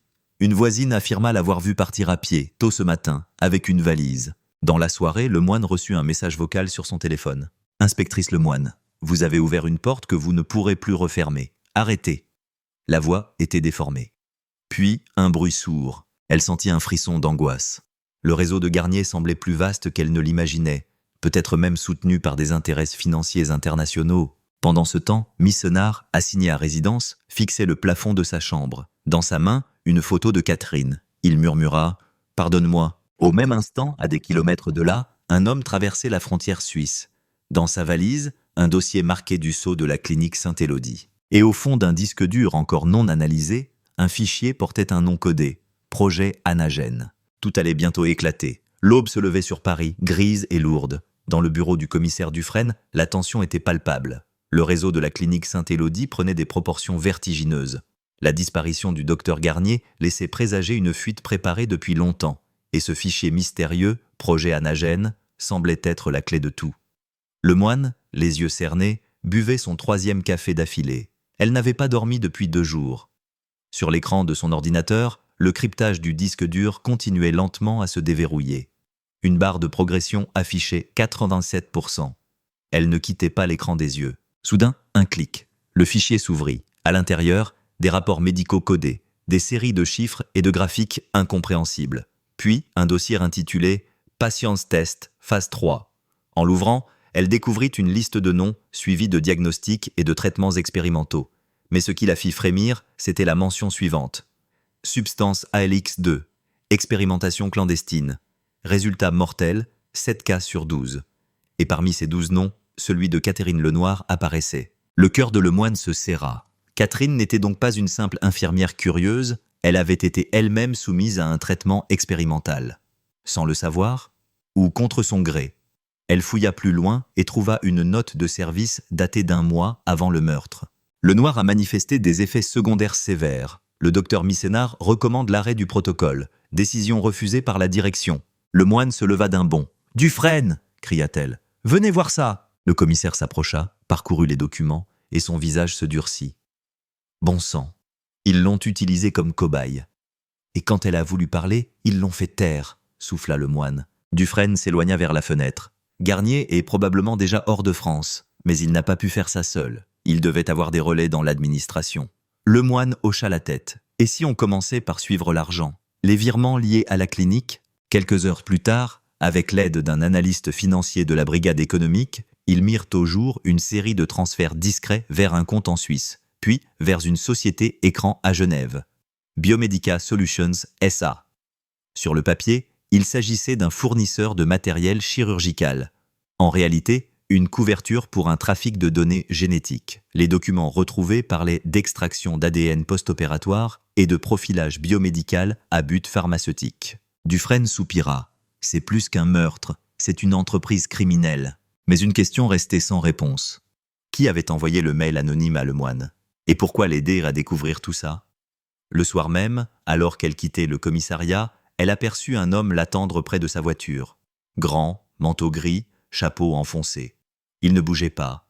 Elle posa la main sur son arme, s'avança prudemment. « Vous êtes inspectrice Lemoine » demanda-t-il d'une voix calme. « Oui. Qui êtes-vous » Il sortit une carte. « Julien Ray, journaliste indépendant. Je crois que nous avons des informations en commun, » dit-il. Ils allèrent en s'asseoir dans un café désert. Ray parla le premier. « J'enquête sur la clinique Sainte-Élodie depuis 1 an. Je savais qu'il faisait des tests illégaux, mais je n'avais pas de preuves concrètes. Jusqu'à ce que Catherine me contacte. Vous la connaissiez? Oui, elle m'a donné des copies de dossiers. Elle voulait que je publie tout, mais elle avait peur. Elle m'a dit que quelqu'un de haut placé surveillait ses moindres faits et gestes. Lemoine sentit une bouffée de colère mêlée de compassion. Et vous n'avez rien pu faire? Elle m'a envoyé un message la veille de sa mort. Je crois qu'ils savent. C'était la dernière fois que je l'ai entendu. Le journaliste sortit alors une clé USB. Voici les copies qu'elle m'a remises. Des documents originaux, non falsifiés. Si vous les comparez à ceux du disque dur, vous verrez les modifications. Le moine inséra la clé dans son ordinateur portable. Les fichiers confirmaient les falsifications. Résultats d'essais modifiés, signatures contrefaites, rapports de décès effacés. L'un des documents portait même la signature électronique de Garnier. « C'est la preuve que Catherine disait vrai », murmura le moine. Ray hocha la tête. Elle avait prévu une rencontre avec un procureur pour tout révéler, mais elle n'en a jamais eu le temps. Soudain, la porte du café s'ouvrit brusquement. 2 hommes en costume entrèrent. L'un d'eux jeta un regard circulaire dans la salle. Ray se figea. « Ce sont eux, chuchota-t-il. On doit partir. » Le moine comprit instantanément. Elle attrapa la clé USB, la glissa dans sa veste et sortit discrètement par la porte arrière. Dans la ruelle, la pluie commençait à tomber. Elle entendit des pas derrière eux. « Courez !» cria-t-elle. Ils se précipitèrent vers sa voiture. Des coups de feu éclatèrent. Une balle brisa le rétroviseur. Le moine démarra en trombe, zigzagant dans les rues étroites. Ray, haletant, se cramponnait à la poignée. « Vous venez de vous faire beaucoup d'ennemis, » dit-il d'une voix tremblante. « Pas moi, » corrigea-t-elle. « Nous !» Ils se réfugièrent dans un entrepôt désaffecté du 14e arrondissement. Ray s'assit à même le sol. « Vous ne pouvez plus retourner au commissariat, prévint-il. S'ils ont des relais à l'intérieur, ils sauront tout. »« Je n'ai pas peur pour moi, » répondit le moine, « mais pour Missénard. Il est encore en résidence surveillée. Il pourrait le faire taire. » Elle sortit son téléphone, tenta d'appeler Dufresne. Pas de réponse, juste un message vocal. « Le numéro que vous essayez de joindre n'est plus disponible. » Elle fronça les sourcils. Quelques heures plus tard, une alerte parvint sur son écran. Explosion dans un appartement du 8e arrondissement, résidence du docteur François Missénard. Le moine sentit son sang se glacer. Non, ils foncèrent sur place. L'immeuble était cerné par les pompiers. Une épaisse fumée noire s'élevait dans le ciel. Les voisins, affolés, parlaient d'une déflagration soudaine. Un pompier s'approcha d'elle. « On a retrouvé un corps, madame, carbonisé. Aucun doute possible, c'est l'occupant des lieux. » Le moine resta immobile, incapable de parler. Missénard était mort. Était-ce un suicide? Une élimination? Tout semblait trop orchestré. « Ils l'ont fait taire, » murmura-t-elle. Ray posa une main sur son épaule. « Alors il faut qu'on parle pour lui. » Ils rentrèrent à l'entrepôt. Le moine brancha la clé USB et le disque dur, cherchant un moyen de compiler toutes les données avant que quelqu'un ne les intercepte. Au milieu des fichiers, un nom revenait sans cesse. Projet Anagène, phase finale, Lhotse. Elle ouvrit le dossier correspondant. Des vidéos apparurent, des patients dans des lits d'hôpital branchés à des machines, des visages émaciés, des gémissements, des médecins en blouse blanche discutant de mutations cellulaires. Ray détourna le regard. Mon Dieu! Puis, à la fin du dossier, une vidéo plus récente, datée de 3 jours avant le meurtre de Catherine. On y voyait Garnier, souriant, serrant la main d'un homme étranger. Le sous-titre automatique indiquait « Livraison du lot C confirmée, le noir neutralisé ». Le moine sentit un haut-le-cœur. Il a osé enregistrer ça. « Pour se protéger », répondit Ray. « Ces gens se tiennent entre eux par le chantage. » Elle copia tous les fichiers sur plusieurs disques. « On va tout remettre au procureur, demain matin. » Mais à peine eut-elle prononcé ces mots qu'un bruit métallique retentit dehors. Des pas approchèrent de la porte. Ray attrapa une barre de fer. Le moine arma son pistolet. « Qui est-ce là » cria-t-elle. Pas de réponse. Un coup sec fit voler la serrure. 2 silhouettes encapuchonnées firent irruption. Des hommes armés. Le premier tira. Une balle ricocha contre le mur. Le moine riposta, tirant une rafale de 3 coups. L'un des assaillants s'effondra. L'autre s'enfuit dans la nuit. Le silence revint, seulement troublé par la pluie battante. Le moine, haletante, fixa le corps de l'homme à terre.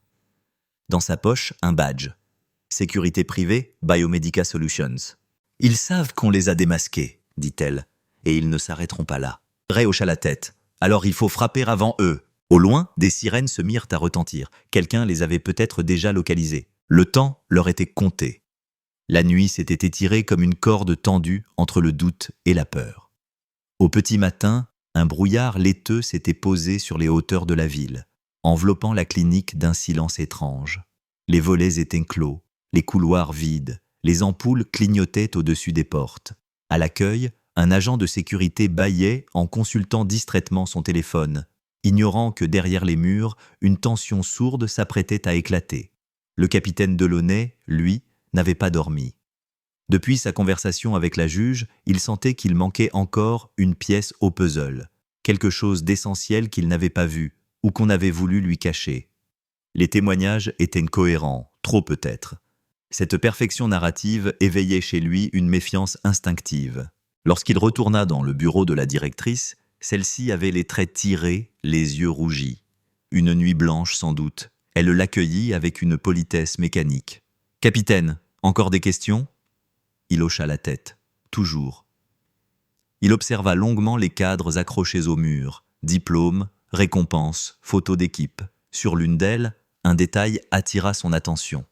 En arrière-plan, presque imperceptible, on distinguait un homme vêtu d'une blouse mais sans badge, observant la scène à distance. « Qui est-ce » demanda-t-il. La directrice fronça les sourcils. « Je crois que c'est un ancien technicien, un certain Louis Brennan. Il a quitté la clinique il y a 2 ans. » Delaunay sentit un frisson lui parcourir la nuque. Brennan. Ce nom revenait déjà dans un vieux dossier de maintenance retrouvé la veille. Plusieurs interventions dans le service où travaillait Missénard. Il nota le nom dans son carnet. En quittant le bureau, il appela immédiatement la brigade technique. « Je veux tout sur un certain Louis Brennan, ancien employé de la clinique Saint-Victor. Recherchez ses antécédents, ses connexions, ses déplacements récents. » Quelques heures plus tard, la réponse arriva. Brennan vivait désormais à une 50aine de kilomètres, dans une petite maison isolée au bord d'un bois. Pas de casier, mais plusieurs signalements pour comportements agressifs et un licenciement pour raisons disciplinaires.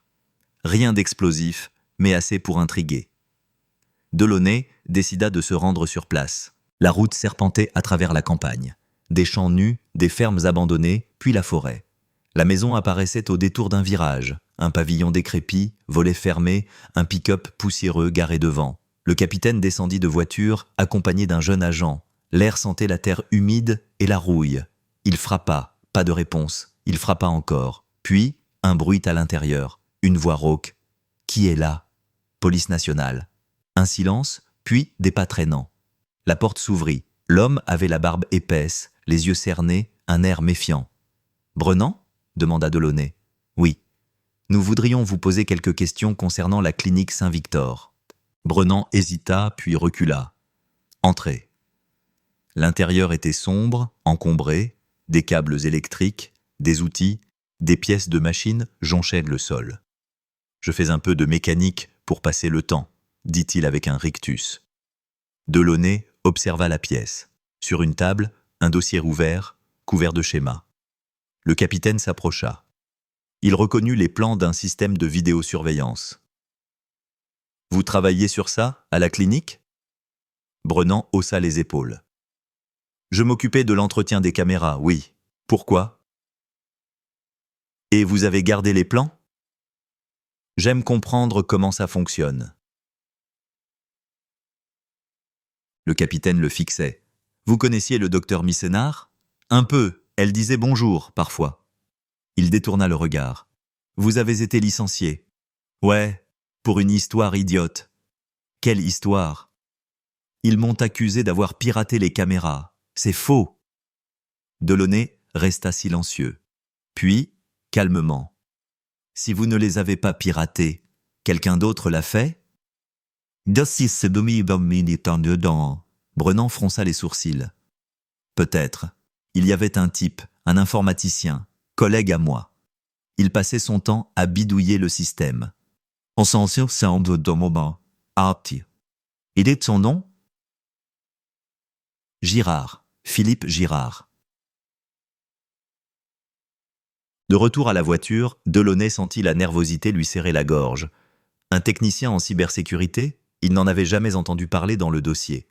Il demanda au central une recherche urgente sur Girard. Les résultats ne tardèrent pas. Girard avait disparu depuis 3 mois. Pas de traces bancaires, pas de domicile fixe, ni de famille proche. Il semblait s'être volatilisé. Mais le plus troublant, c'était un détail.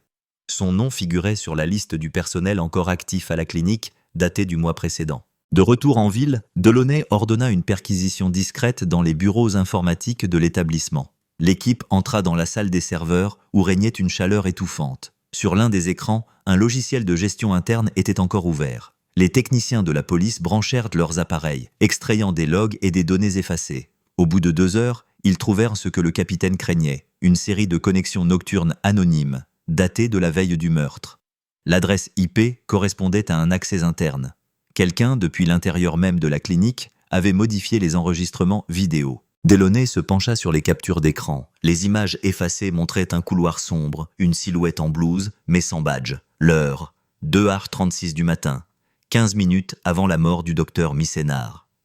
Le visage était flou, mais la démarche, la stature, tout indiquait un homme.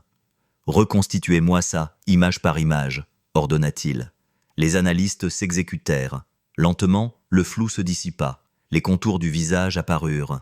Pas Brennan, pas un membre connu du personnel. Mais un regard fixe, froid, presque vide. Delaunay sentit ses mains trembler. Il venait de voir pour la première fois le visage de celui qu'il cherchait depuis des semaines. Mais qui était-il ? Et comment s'était-il introduit dans un lieu aussi sécurisé ? La juge fut immédiatement alertée. « On tient un suspect potentiel », annonça Delaunay. « Un homme non identifié, présent sur les caméras modifiées. » La juge demanda à ce qu'on lance un avis de recherche interne. Pourtant, Delaunay avait une autre intuition. « Ce type, dit-il en fixant la photo à l'écran, n'est pas un inconnu pour tout le monde. Quelqu'un à la clinique sait qui c'est. » Le lendemain, il retourna sur place. Dans le hall, il croisa l'infirmière Aline, nerveuse, les yeux fuyants. « Madame Aline !» l'interpella-t-il doucement. « Regardez cette photo, vous le reconnaissez, n'est-ce pas ?» Elle blêmit, recula. « Non, je... » « Madame. » Il posa la main sur le dossier. « C'est votre dernier moment pour dire la vérité. » Elle se mordit la lèvre, puis éclata en sanglots. Il s'appelait Lucien, Lucien Vautrin. Il venait parfois la nuit, pour voir elle. Elle ? Le docteur Missénard. Le capitaine sentit son cœur s'arrêter. Un amant caché ? Un patient ? Ou quelque chose de plus sombre ? Aline hocha la tête. Il se voyait discrètement, mais ces derniers temps, elle voulait arrêter. Il est devenu bizarre. Bizarre comment ? Obsessif. Delaunay se redressa, la mâchoire serrée. Le visage du tueur prenait enfin forme, mais ce n'était que le début. Car dans les profondeurs de la clinique, une vérité bien plus ancienne se préparait à remonter. Le lendemain matin, le capitaine Delaunay se rendit au bureau avec la sensation d'avoir franchi un seuil invisible. Le nom de Lucien Vautrin tournait dans son esprit comme un insecte prisonnier d'une lampe. À mesure que le jour se levait sur la ville, une fine pluie commença à tomber, effaçant les contours des façades et donnant au commissariat des airs de décor de théâtre brumeux. Tout semblait suspendu. Même les collègues parlaient de plus bas que d'habitude. Le capitaine s'installa à son bureau, ouvrit le dossier Missénard et ajouta une nouvelle page. Vautrin, Lucien, fréquentation, antécédents, lien avec la clinique. Il envoya immédiatement une requête au fichier central. Quelques minutes plus tard, les premiers résultats apparurent. Vautrin n'était pas un inconnu. Ancien patient de la clinique, traité il y a 4 ans pour un épisode de dépression sévère, après un divorce brutal et une faillite personnelle. À l'époque, le docteur Missénard faisait partie de l'équipe médicale qui avait supervisé son traitement. Il avait quitté la clinique après 6 semaines de suivi, sans incident apparent. Mais 6 mois plus tard, un signalement de harcèlement avait été déposé par une infirmière, mentionnant des appels anonymes et des visites nocturnes suspectes. Aucune suite n'avait été donnée, faute de preuves. Delaunay serra les poings. Tout était là, depuis le début. Il demanda à son adjoint de préparer un mandat de perquisition pour le domicile de Vautrin. L'adresse indiquée correspondait à un immeuble ancien, dans un quartier excentré, à quelques rues de la gare. L'appartement, au 3e étage, semblait désert depuis longtemps. Le concierge confirma. Ça fait bien 3 mois qu'on ne l'a pas vu. Il partait souvent la nuit, rentrait au petit matin, les yeux creux. Il avait un regard, je sais pas, absent. L'équipe entra en forçant la porte. Une odeur d'humidité et de renfermer les accueillis. Sur la table du salon, un dossier médical traînait, celui de la clinique Saint-Victor, ouvert à la page du docteur Missénard. Autour, des dizaines de coupures de journaux, de notes griffonnées, de photos découpées dans des rapports internes. Une véritable obsession. Sur un mur, collé à la manière d'un tableau, plusieurs images formaient une sorte de frise. La photo d'une chambre d'hôpital, celle du couloir où avait eu lieu le meurtre, puis un dessin maladroit représentant une silhouette en blouse, et au centre, le visage de Missénard. En dessous, une phrase écrite en lettres capitales « Elle m'a promis de ne plus partir ». Delaunay sentit un froid lui traverser le dos. Le capitaine prit une inspiration, observa l'ensemble, puis se tourna vers l'un des agents. « Prévenez la juge, on a un profil. » Mais plus il regardait ces murs tapissés de fragments de vie, plus quelque chose le troublait. La dernière photo accrochée au bas de la frise montrait la clinique vue de l'extérieur. De nuit. Dans le coin inférieur droit, on distinguait un homme, tourné vers la caméra. Pas Vautrin. Delaunay s'approcha. Le visage était partiellement visible, mais la carrure, le port de tête... Il reconnut Brennan, l'ancien technicien. Il se figea. Qu'est-ce que Brennan faisait sur cette photo devant la clinique plusieurs mois après son départ? Était-il complice, témoin ou autre chose? Le capitaine reprit la voiture aussitôt. En chemin, la pluie redoubla, martelant le pare-brise avec une régularité oppressante. Arrivé à la maison de Brennan, il frappa violemment à la porte. Pas de réponse. Il fit le tour du jardin, vit une lumière au sous-sol. Il força la porte. À l'intérieur, des câbles pendaient du plafond, des écrans clignotaient, des disques durs alignés sur une étagère. Brennan travaillait encore sur un système de surveillance, mais pas celui d'une simple maison. Les noms de dossiers sur l'écran indiquaient Saint-Victor, sauvegarde, export 2022. Une voix résonna derrière lui. « Je savais que vous reviendriez, capitaine. » Delaunay se retourna lentement. Brennan se tenait là, les yeux brillants, nerveux. « Vous avez menti, Brennan. Vous avez gardé des copies des vidéos. » L'homme esquissa un sourire amer. « Je ne mens pas. Je protège. » « Protéger qui ? » ?»« Elle. »« Le docteur Missénard ?» Brennan fit un signe de tête. Elle savait des choses qu'elle ne devait pas savoir. Et lui, il ne l'a pas supporté. Lui, Vautrin, Brennan hésita. Pas seulement lui. Le capitaine sentit l'air se charger de tension. « Expliquez-vous. » Brennan s'assit sur une chaise métallique, les mains tremblantes. Le docteur Missénard avait découvert un réseau, des médicaments détournés, des certificats falsifiés. Certains médecins touchaient des primes pour fermer les yeux. Vautrin a servi de bouc émissaire, mais tout a commencé bien avant lui. Delaunay resta interdit. « Vous avez des preuves ?» Brennan désigna les disques durs. « Tout est là, mais si je vous les donne, ils me feront taire. » Avant que le capitaine puisse répondre, un bruit sourd retentit à l'extérieur. Une portière claqua. Delaunay fit signe à Brennan de rester immobile et sortit prudemment, arme au poing. À travers la pluie, il distingua une silhouette qui s'éloignait dans la forêt. Grand, vêtu d'un manteau sombre. Il courut, les branches fouettant son visage, mais la silhouette disparaissait déjà dans les ombres. Il ne restait que le son des gouttes et un souffle court. Lorsqu'il revint au sous-sol, Brennan n'était plus là. La chaise était renversée, la porte arrière ouverte. Sur la table, une clé USB. Delaunay la prit, les doigts tremblants. En rentrant au commissariat, il fit analyser son contenu. Les fichiers contenaient des enregistrements de caméras internes, horodatés sur plusieurs mois, y compris la nuit du meurtre.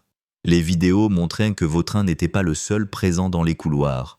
Une deuxième silhouette, plus grande, plus lourde, apparaissait derrière lui. Cette fois, la lumière permit d'apercevoir son visage. Un choc traversa la pièce. C'était le docteur Lenoir, chef du service anesthésie. Un homme respecté, toujours présent aux réunions, intouchable jusque-là. Delaunay se figea. Tout s'effondrait. Le meurtre n'était peut-être qu'un maillon d'une chaîne beaucoup plus vaste. La clinique Saint-Victor n'était plus seulement un lieu de soins. C'était un théâtre, où chaque acteur cachait un rôle plus sombre que le précédent. Il éteignit l'écran, le cœur battant. Dans le reflet de la vitre, son propre visage lui parut étranger. Pour la première fois depuis le début de l'affaire, Delaunay sentit la peur, non pas celle du danger, mais celle de la vérité. Car la vérité, désormais, ne tiendrait plus dans un simple rapport d'enquête. Elle menaçait de tout renverser. Le jour se levait à peine sur la ville lorsque le capitaine Delaunay entra dans le commissariat, trempé, les tresses tirées. La nuit qu'il venait de passer avait été la plus longue de toute l'enquête. Il posa la clé USB sur son bureau, s'assit et resta là, immobile, les yeux fixés sur l'écran noir de son ordinateur. Tout se bousculait dans sa tête. Les aveux implicites de Brennan, la fuite dans la forêt, la présence de Lenoir sur les enregistrements. Rien n'était encore prouvé, mais tout pointait dans la même direction. La clinique Saint-Victor était un nid de mensonges, et le meurtre du docteur Missénard n'était que la surface d'une plaie bien plus profonde. Il inséra la clé dans l'ordinateur. Les vidéos défilaient à nouveau. Sur la première, on voyait clairement Vautrin entrer dans le couloir vers 2h30 du matin. Il semblait nerveux, tournait la tête sans cesse, comme s'il savait être observé. Puis, une ombre apparaissait derrière lui, le docteur Lenoir. Les deux hommes échangeaient quelques mots, sans son, la scène ressemblait à un ballet silencieux. Soudain, Vautrin faisait un geste brusque, puis reculait. Lenoir avançait, le coinçait contre le mur. Le visage du médecin se durcissait, celui du patient s'effondrait. Puis, plus rien. L'image sautait, et sur le plan suivant, seul Lenoir ressortait du couloir, un trousseau de clés à la main. Delaunay serra les mâchoires. Il appela immédiatement la juge Delorme. « Madame la juge, il faut qu'on parle. » Et Kitio. 1 heure plus tard, dans son bureau, il lui montra les extraits vidéo. La juge resta silencieuse pendant de longues secondes. Puis, d'une voix blanche, « Si cela s'avère authentique, on a affaire à un meurtre prémédité, maquillé en drame passionnel. » C'est qui Ida Samanda. Elle se redressa. « Mais il faut du concret, des traces, des témoins, quelque chose qui relie Lenoir directement à la victime. » Delaunay hocha la tête. « Je pense savoir où chercher. » Il retourna à la clinique en fin de matinée. Les couloirs lui semblaient plus étroits que jamais. Certains visages se détournaient à son passage. La rumeur de l'enquête s'était répandue. Devant le bureau de Lenoir, il trouva la secrétaire, nerveuse, triturant un stylo. « Le docteur n'est pas encore arrivé, capitaine. »« Pas encore ?» Elle hésita. Il a appelé tôt ce matin. Il disait qu'il devait s'absenter quelques jours. Delaunay sentit son estomac se nouer. « Absence prévue ?» Non, il avait l'air pressé. Il lança une alerte immédiate. Recherche du docteur Lenoir, véhicule gris, immatriculation partielle, retrouvée sur le parking. Les heures suivantes furent une course contre la montre. Les patrouilles fouillaient les routes, les caméras de péage étaient scrutées.